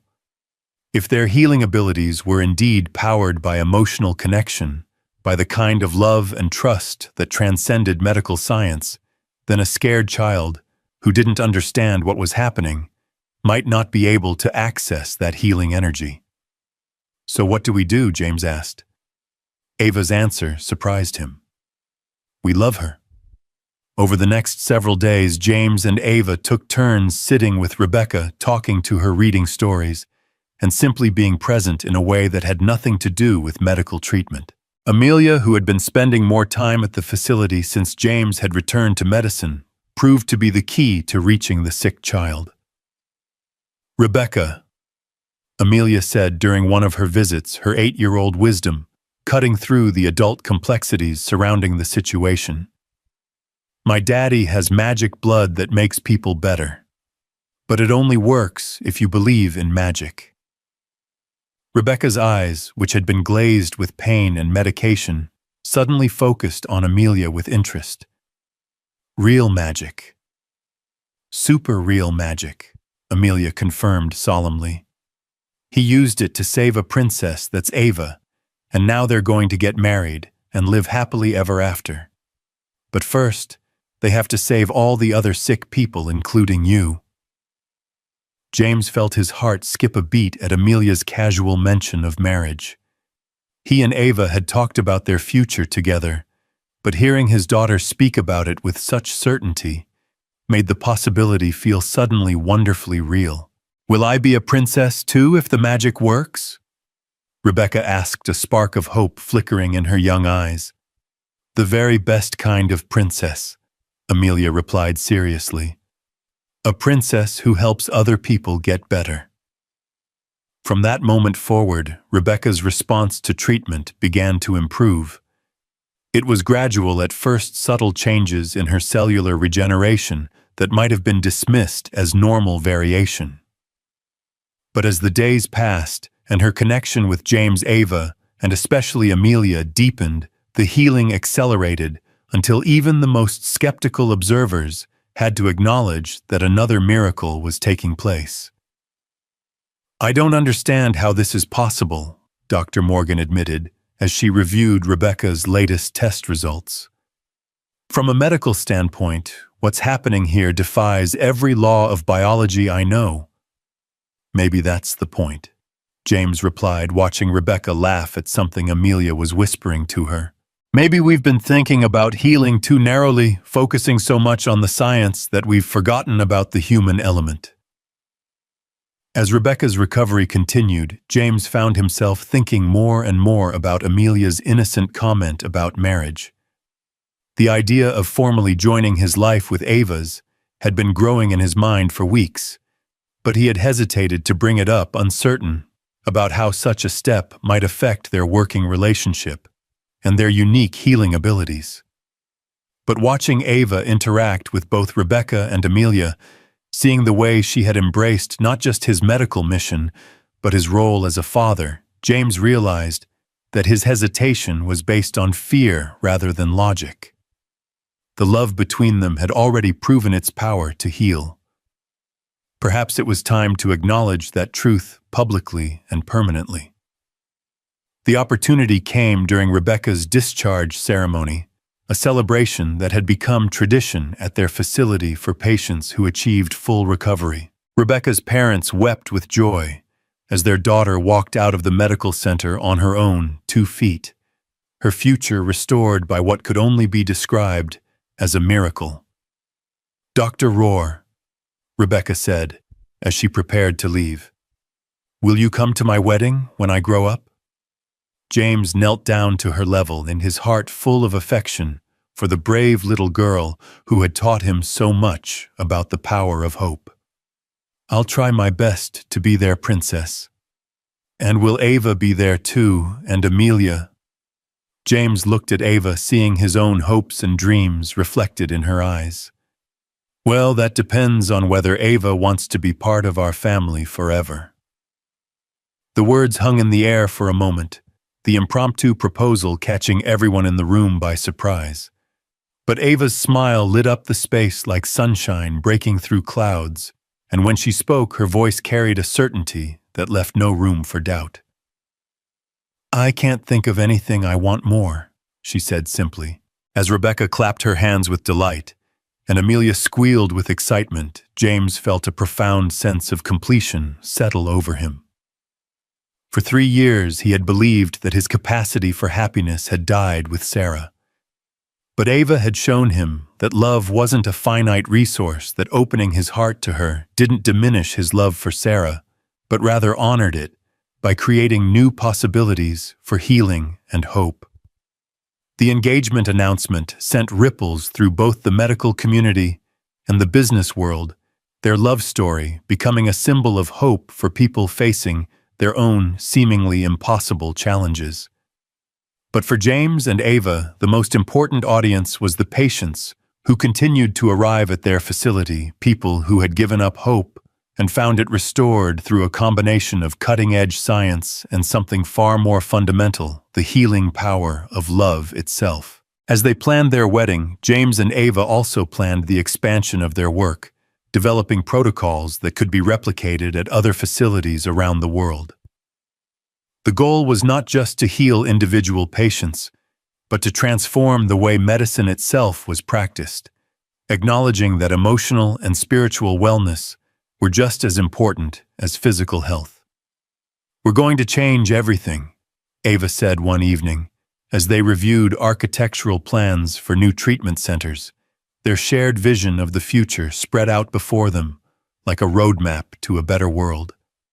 "We already have," James replied, pulling her close and marveling at how completely she had transformed his understanding of what was possible. "We just need to help everyone else catch up." The healing had become more than a medical anomaly. It had become a movement powered by love and sustained by hope.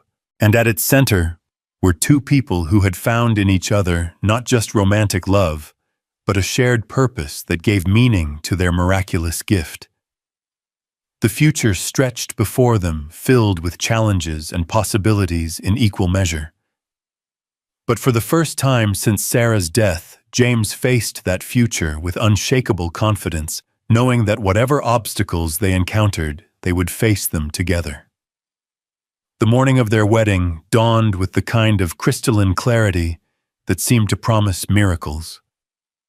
James stood at the window of his suite at the Plaza Hotel, watching Central Park come alive with the first light of spring, and marveled at how completely his life had been transformed. 2 years ago, he had been a broken man hiding from his past, convinced that his capacity for love had died with Sarah.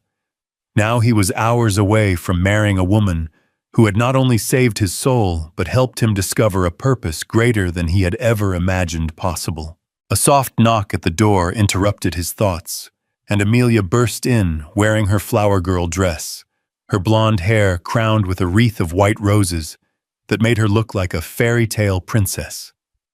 At 10 years old, she had grown into a confident, compassionate child whose wisdom often surprised the adults around her. "Daddy, are you nervous?" she asked, settling beside him on the window seat, with the casual intimacy that had always characterized their relationship. "A little," James admitted, though what he felt was more anticipation than anxiety. "Are you nervous about getting a new mommy?" Amelia considered this with the seriousness she brought to all important questions. "Ava's been like a mommy to me for a long time already. The wedding just makes it official." She paused, then added with characteristic insight, "I think Mommy Sarah would be happy that we found someone who loves us the way she did." James felt his eyes sting with tears at his daughter's words. Over the past 2 years, Amelia had seamlessly integrated Ava into their small family unit, and Ava had embraced the role of stepmother with a devotion that never failed to move him. Together, they had created something beautiful and whole from the fragments of their separate lives. "I think you're right, sweetheart," James said, pulling Amelia close. "I think Mommy Sarah would love Ava almost as much as we do." Across the city, in her own suite at the same hotel, Ava was having a remarkably similar conversation with Dr. Morgan, who had become not just her physician, but one of her closest friends. The clinical setting where they had first met had evolved into a deep personal bond built on mutual respect and shared purpose. "Having second thoughts?" Dr. Morgan asked as she helped Ava into her wedding dress, a simple but elegant creation that seemed to glow against her dark hair. "Not for a second," Ava replied with absolute certainty. "If anything, I'm wondering how I got so lucky. 2 years ago, I was dying alone in a hospital bed, convinced that my life was nothing more than quarterly reports and board meetings. Now I'm about to marry the most extraordinary man I've ever known, and we're building something together that could change the world." The transformation in Ava had been as dramatic as James's own healing journey. The ruthless CEO, who had once measured success solely in financial terms, had discovered that true fulfillment came from using her resources to help others. Under her leadership, Meridian Pharmaceuticals had shifted its focus from profit maximization to breakthrough treatments for rare diseases, often providing medications at cost to patients who couldn't afford them. "The foundation is really taking off," Dr. Morgan observed as she adjusted Ava's veil. "I heard you're opening 3 new treatment centers this year." "5, actually," Ava corrected with the satisfaction of someone whose dreams were becoming reality. One in Los Angeles, one in Houston, one in Chicago, and two internationally, London and Tokyo.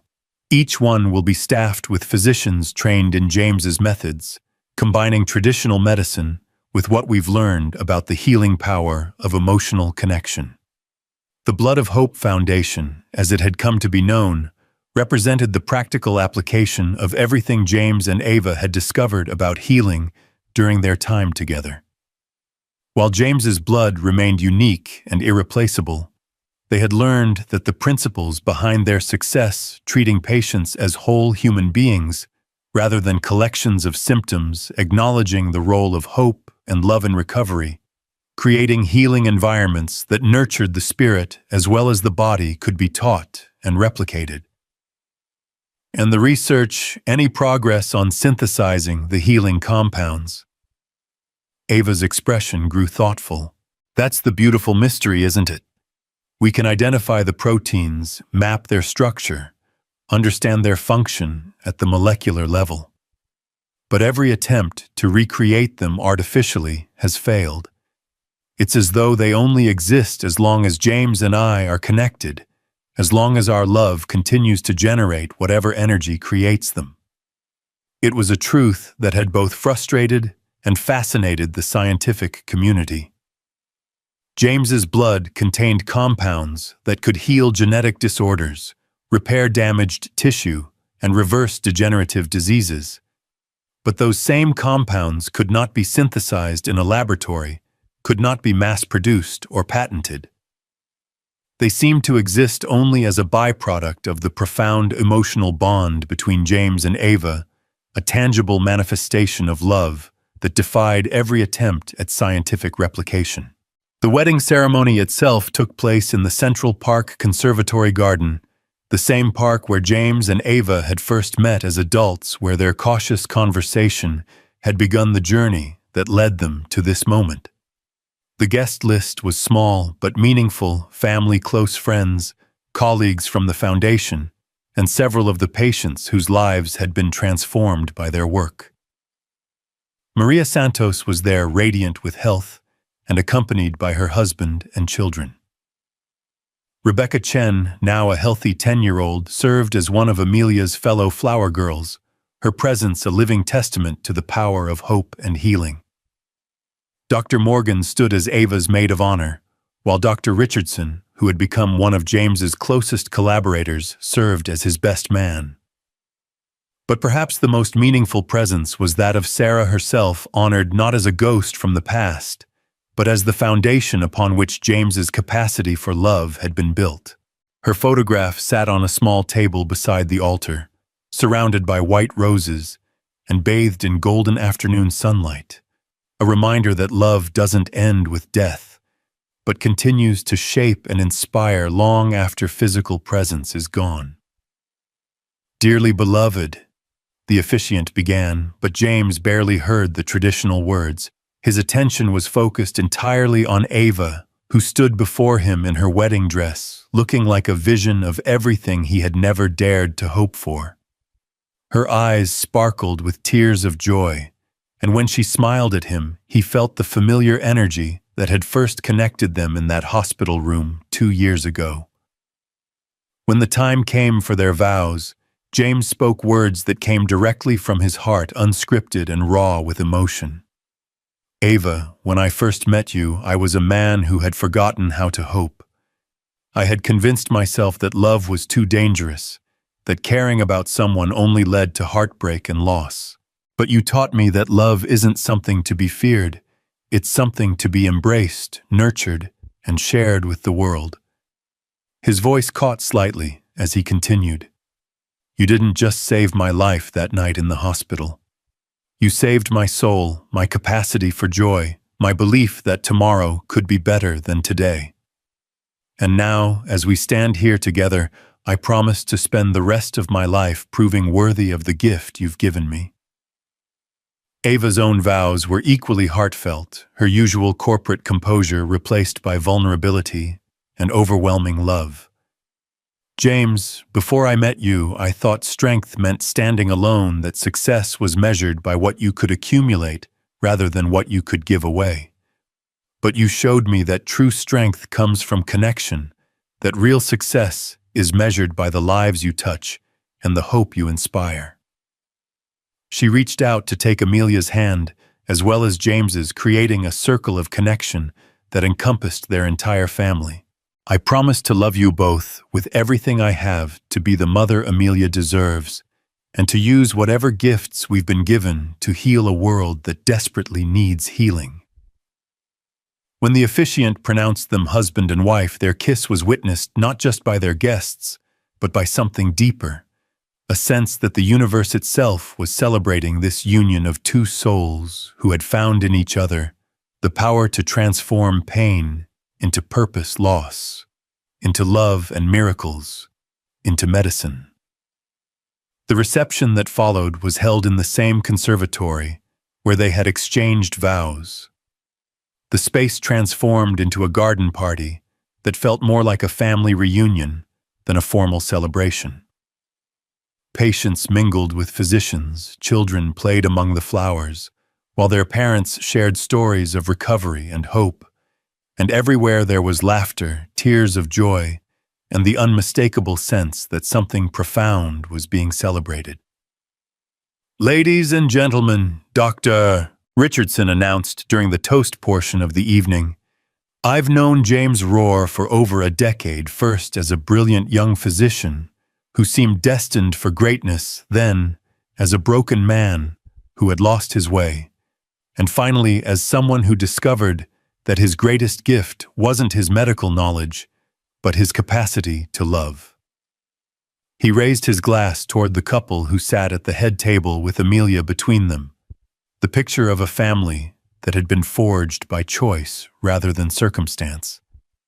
James and Ava have shown us that healing isn't just about fixing what's broken, it's about creating something beautiful from the pieces that remain. Their love story has literally saved lives, and their marriage represents hope for everyone who believes that tomorrow can be better than today. As the evening continued, guests shared their own stories of how James and Ava's work had touched their lives. Parents spoke of children who had been given second chances. Spouses talked about marriages that had been strengthened by facing medical crises together. And physicians described how their approach to patient care had been revolutionized by witnessing the power of compassionate healing. But perhaps the most moving moment came when Maria Santos approached the microphone, her voice shaking with emotion as she addressed the assembled crowd. "2 years ago, I was preparing to die," she said simply. "I had said goodbye to my children, made peace with my husband, and accepted that my time on earth was ending. Dr. Rohr and Ava didn't just give me medical treatment. They gave me hope when hope seemed impossible." She gestured toward her family seated at a nearby table. "My daughter graduated from high school last month, and I was there to watch her walk across that stage. My son just started college, and I helped him move into his dormitory. These are moments I thought I would never see, experiences I thought I would never have." Her voice grew stronger as she continued. "But more than that, James and Ava taught me that healing is something we can all participate in. Every act of kindness, every moment of compassion, every time we choose love over fear, we're all part of the healing that this world needs." As the formal reception wound down, James and Ava found themselves alone for a few minutes in the conservatory's rose garden, the evening air filled with the scent of flowers and the distant sound of laughter from their remaining guests. The weight of the day, the magnitude of the commitment they had just made, and the overwhelming joy of being surrounded by so much love had left them both feeling emotionally exhausted and spiritually renewed. "Do you think we can really do it?" Ava asked, leaning against James's shoulder as they watched Amelia chase fireflies with Rebecca and several other children. "Change the way medicine is practiced, heal the world, one patient at a time." James considered the question seriously, thinking about all the challenges that lay ahead. The medical establishment was slowly accepting their methods. but there was still significant resistance from those who preferred the familiar boundaries of traditional practice. Pharmaceutical companies were threatened by their model of treating patients rather than maximizing profits. Government agencies were struggling to regulate treatments that seemed to operate outside the normal paradigms of scientific medicine. "I think we can make a difference," he said finally.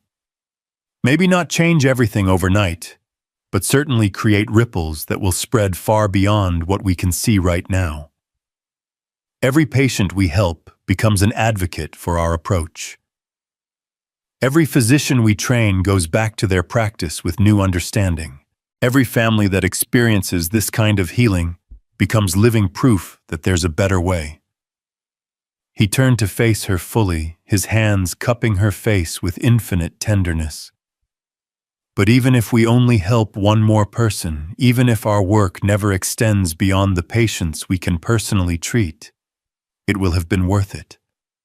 Because we'll have honored the gift we've been given, and we'll have used our love to make the world a little bit brighter." Ava felt tears well up in her eyes, at his words, not from sadness, but from the overwhelming realization of how completely her life had been transformed.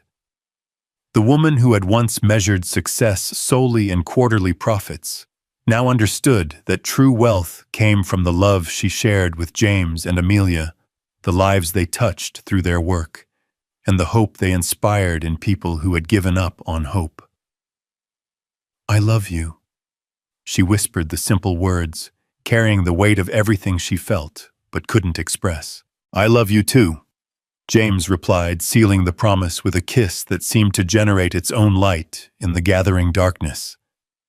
Their honeymoon was deliberately simple, a week at a lake house in upstate New York, just the three of them with no phones, no medical crises, no demands from the outside world. They spent their days swimming and fishing and reading, their evenings cooking together and playing board games and talking about their dreams for the future. It was the kind of domestic bliss that both James and Ava had thought was impossible for people with their responsibilities and ambitions. "Daddy," Amelia said, on their last night at the lake as they sat around a campfire roasting marshmallows, "when we go back home, are you and Ava going to keep saving people? What do you think we should do?" James asked, curious about his daughter's perspective on their work. Amelia was quiet for a moment, her young face serious in the firelight. "I think you have to keep helping people because that's what love does. Love doesn't keep itself hidden. It shares itself with everyone who needs it." James and Ava exchanged glances over Amelia's head, once again, amazed by the wisdom their daughter possessed. In her simple statement, she had captured something profound about the nature of their calling and the responsibility that came with their unique abilities. "You're absolutely right, sweetheart," Ava said, reaching over to smooth Amelia's hair. "Love is meant to be shared." When they returned to New York, they found that their work had continued to expand in their absence. The Foundation's treatment centers were reporting remarkable success rates, with patients experiencing not just physical healing, but profound improvements in their overall quality of life. Medical schools were beginning to incorporate their principles into their curricula, teaching future physicians to treat the whole person rather than just the disease. But perhaps most significantly, other people with unusual healing abilities had begun coming forward, inspired by James and Ava's example, to share their own gifts with the world. A musician in Nashville, whose compositions seemed to accelerate recovery in comatose patients. An artist in San Francisco whose paintings helped people process trauma and grief. A teacher in Atlanta whose presence in pediatric wards reduced children's pain levels and shortened their hospital stays. "We're not alone," James realized as he reviewed reports from around the country. "There are others out there, people with gifts they've been hiding or dismissing as coincidence. Our story has given them permission to step forward and use their abilities to help people." The discovery led to the creation of the Healers Network, a global organization dedicated to identifying, training, and supporting individuals with unusual healing abilities. What had begun as James and Ava's personal journey had evolved into a movement that was quietly revolutionizing the way humanity approached health, wellness, and the connection between emotional and physical healing. 5 years after their wedding, James stood in the pediatric wing of the New York Treatment Center, watching Amelia, now 15, and volunteering as a junior counselor, read stories to a group of young patients. The sight filled him with profound satisfaction, not just because of his pride in his daughter's compassion, but because of what it represented about the world they were creating. These children would grow up believing that healing was about more than just medicine, that love and hope were essential components of any treatment plan, that miracles were possible when people cared enough to make them happen. They would carry that understanding into adulthood, creating a generation that approached health and healing with a fundamentally different perspective than their parents had possessed. "Proud, Papa?" Ava asked, joining him at the observation window. "Incredibly proud," James replied, slipping his arm around his wife's waist. "Of her, of us, of everything we've built together." At 45, Ava had never looked more beautiful or more content. The stress lines that had once marked her face from years of corporate pressure had been replaced by laugh lines, and the kind of peaceful radiance that came from living a life aligned with one's deepest values. Her hair was streaked with premature silver that she wore like a badge of honor, and her eyes held the wisdom that came from understanding what truly mattered in life. "Dr. Morgan called this morning," she said, her voice carrying barely contained excitement. "The World Health Organization wants to formally recognize our protocols as a legitimate medical practice. They're proposing to establish integrative healing centers in developing countries using our model to treat populations that have limited access to traditional medicine." James felt his heart race at the implications. "That's incredible. How many people could we potentially reach?" "Millions," Ava replied simply. "Maybe tens of millions if we can train enough practitioners and establish enough centers." The magnitude of the opportunity was both thrilling and overwhelming. What had begun as James's desperate attempt to save a dying woman had evolved into a global movement that could fundamentally change how humanity approached health and healing.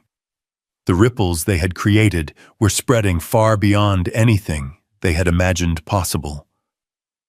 "Are you ready for that kind of responsibility?" James asked, though he already knew the answer. "With you by my side, I'm ready for anything." As they watched Amelia finish her story and helped the young patients settle down for their afternoon rest, James reflected on the journey that had brought them to this moment. The pain of losing Sarah would always be part of him, but it no longer defined him. Instead, it had become the foundation for something beautiful and meaningful. A reminder that love persists even in the face of loss, and that healing is always possible for those brave enough to hope. "James," Ava said quietly, "do you ever wonder what would have happened if you hadn't been at the hospital that night, if you had decided not to help me?" James considered the question seriously, trying to imagine a world where their paths had never crossed. "I think we would have found each other eventually," he said finally. "Maybe not in the same way, maybe not under the same circumstances, but somehow, somewhere, we would have found each other. Some connections are too strong to be left to chance." Ava smiled, recognizing the truth in his words.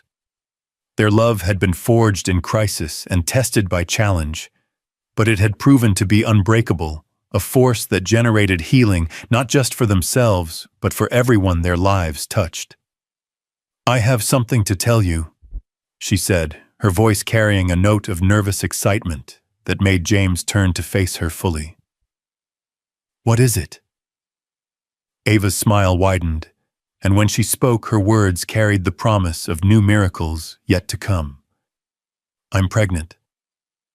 The simple statement hit James like a thunderbolt, filling him with a joy so profound it nearly brought him to his knees.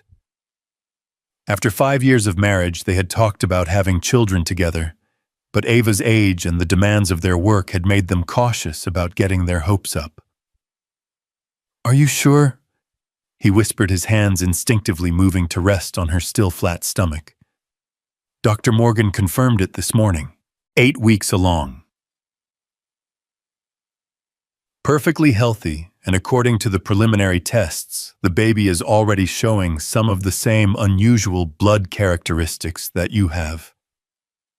James felt tears streaming down his face as the full implications of her words sank in. Their child would be born with the healing gift, would grow up understanding that love was the most powerful medicine in the world, would carry on their work long after they were gone. "Amelia's going to be so excited," he said, his voice thick with emotion. "She already knows," Ava admitted with a laugh. "I couldn't keep it from her, she's too perceptive. She asked me this morning if I was feeling okay, and when I told her why I was tired, she just smiled and said she'd been hoping for a baby brother or sister." As they stood together in the hallway of their healing center, surrounded by the soft sounds of children at rest, and the distant murmur of medical staff caring for their patients, James felt a profound sense of completion settle over him. His journey from grief-stricken widower to healer, from broken man to devoted husband and father, had led him to this perfect moment of anticipation and joy. "What should we name the baby?" Ava asked, her practical nature asserting itself even in the midst of overwhelming emotion. James thought for a moment, then smiled. "If it's a girl, how about Hope? And if it's a boy, maybe Chance." "Hope and Chance," Ava repeated, testing the names. "I like them. They're perfect for children who will grow up believing in miracles." As the afternoon sun streamed through the windows of their healing center, painting everything in golden light, James and Ava began planning for a future that seemed unlimited in its possibilities. Their love had already proven capable of healing the sick, transforming lives, and inspiring others to discover their own gifts. Now it would create new life, a child who would be born into a world where love and healing were inextricably connected. 10 months later, Hope Ava Rohr entered the world with a lusty cry that seemed to announce her intention to carry on her parents' work. Born with the same unusual blood characteristics that had made James famous, she would grow up understanding that her gift was meant to be shared, that healing was not just a profession, but a calling. Amelia, now 16, proved to be the perfect big sister, devoted to Hope's care, and already showing signs of developing her own healing abilities, not through blood transfusions, but through an intuitive understanding of what people needed to feel better. What words to speak to ease pain, what presence to offer to bring comfort. As James held his infant daughter for the first time, feeling the familiar energy flowing between them, he thought about all the patients who would benefit from her gift, all the families who would be spared the agony he had once endured, all the miracles yet to be performed by this tiny person who carried within her blood the power to heal the world. "She's beautiful," Ava whispered from her hospital bed, exhausted but radiant with joy. "She's perfect," James agreed, marveling at how completely his understanding of perfection had changed over the years. Once he had thought perfection meant avoiding loss, preventing pain, controlling outcomes. Now he understood that perfection was found in love that persisted despite loss, hope that endured through pain, and the courage to keep reaching for miracles, even when miracles seemed impossible. The Blood of Hope Foundation continued to grow and evolve, establishing healing centers on every continent, training thousands of practitioners in their methods, and helping millions of patients discover that healing was possible, even when conventional medicine had nothing left to offer. The Foundation's logo, a simple heart surrounded by a circle of clasped hands, became a symbol of hope for people facing their darkest hours. But for James and Ava, the Foundation's greatest achievement was not measured in statistics or success rates. It was measured in moments like this one, holding their newborn daughter, while their older daughter looked on with love and pride, surrounded by colleagues who had become family, knowing that their love had created something beautiful and lasting that would continue to heal the world long after they were gone. Years would pass, and Hope would indeed grow up to become a healer like her father, using her gift to continue the work that James and Ava had begun. Amelia would become a pioneering researcher, finding ways to amplify the healing abilities of others and creating new treatments that combined cutting-edge science with the power of human connection. The ripples they had created would continue to spread, touching lives in ways they could never have imagined. But on this day, in this perfect moment of new beginning, James and Ava simply held their daughter close and marveled at the journey that had brought them here. From the desperate night in a hospital ICU, when a stranger's blood had saved a dying woman's life, to this moment of joy and promise. Their love story had proven that miracles were not just possible but inevitable when people had the courage to love without reservation. The healing would continue, carried forward by love that had transcended death, hope that had survived despair, and the unshakable belief that tomorrow could always be better than today. In the end, James and Ava had discovered the most powerful truth of all, that a single drop of blood could heal a body, but a single act of love could heal a soul, and that combination was enough to change the world. Their legacy would live on in every patient who experienced unexpected recovery, every family who found hope in the midst of crisis, every healer who discovered that the most powerful medicine was the love they carried in their own hearts. The blood of hope had become more than a foundation. It had become a promise that love would always find a way to heal what seemed hopelessly broken. And in holding their daughter close, James and Ava held that promise for the future, knowing that their love story was not ending, but beginning anew with each life it touched, each heart it healed, each miracle it made possible.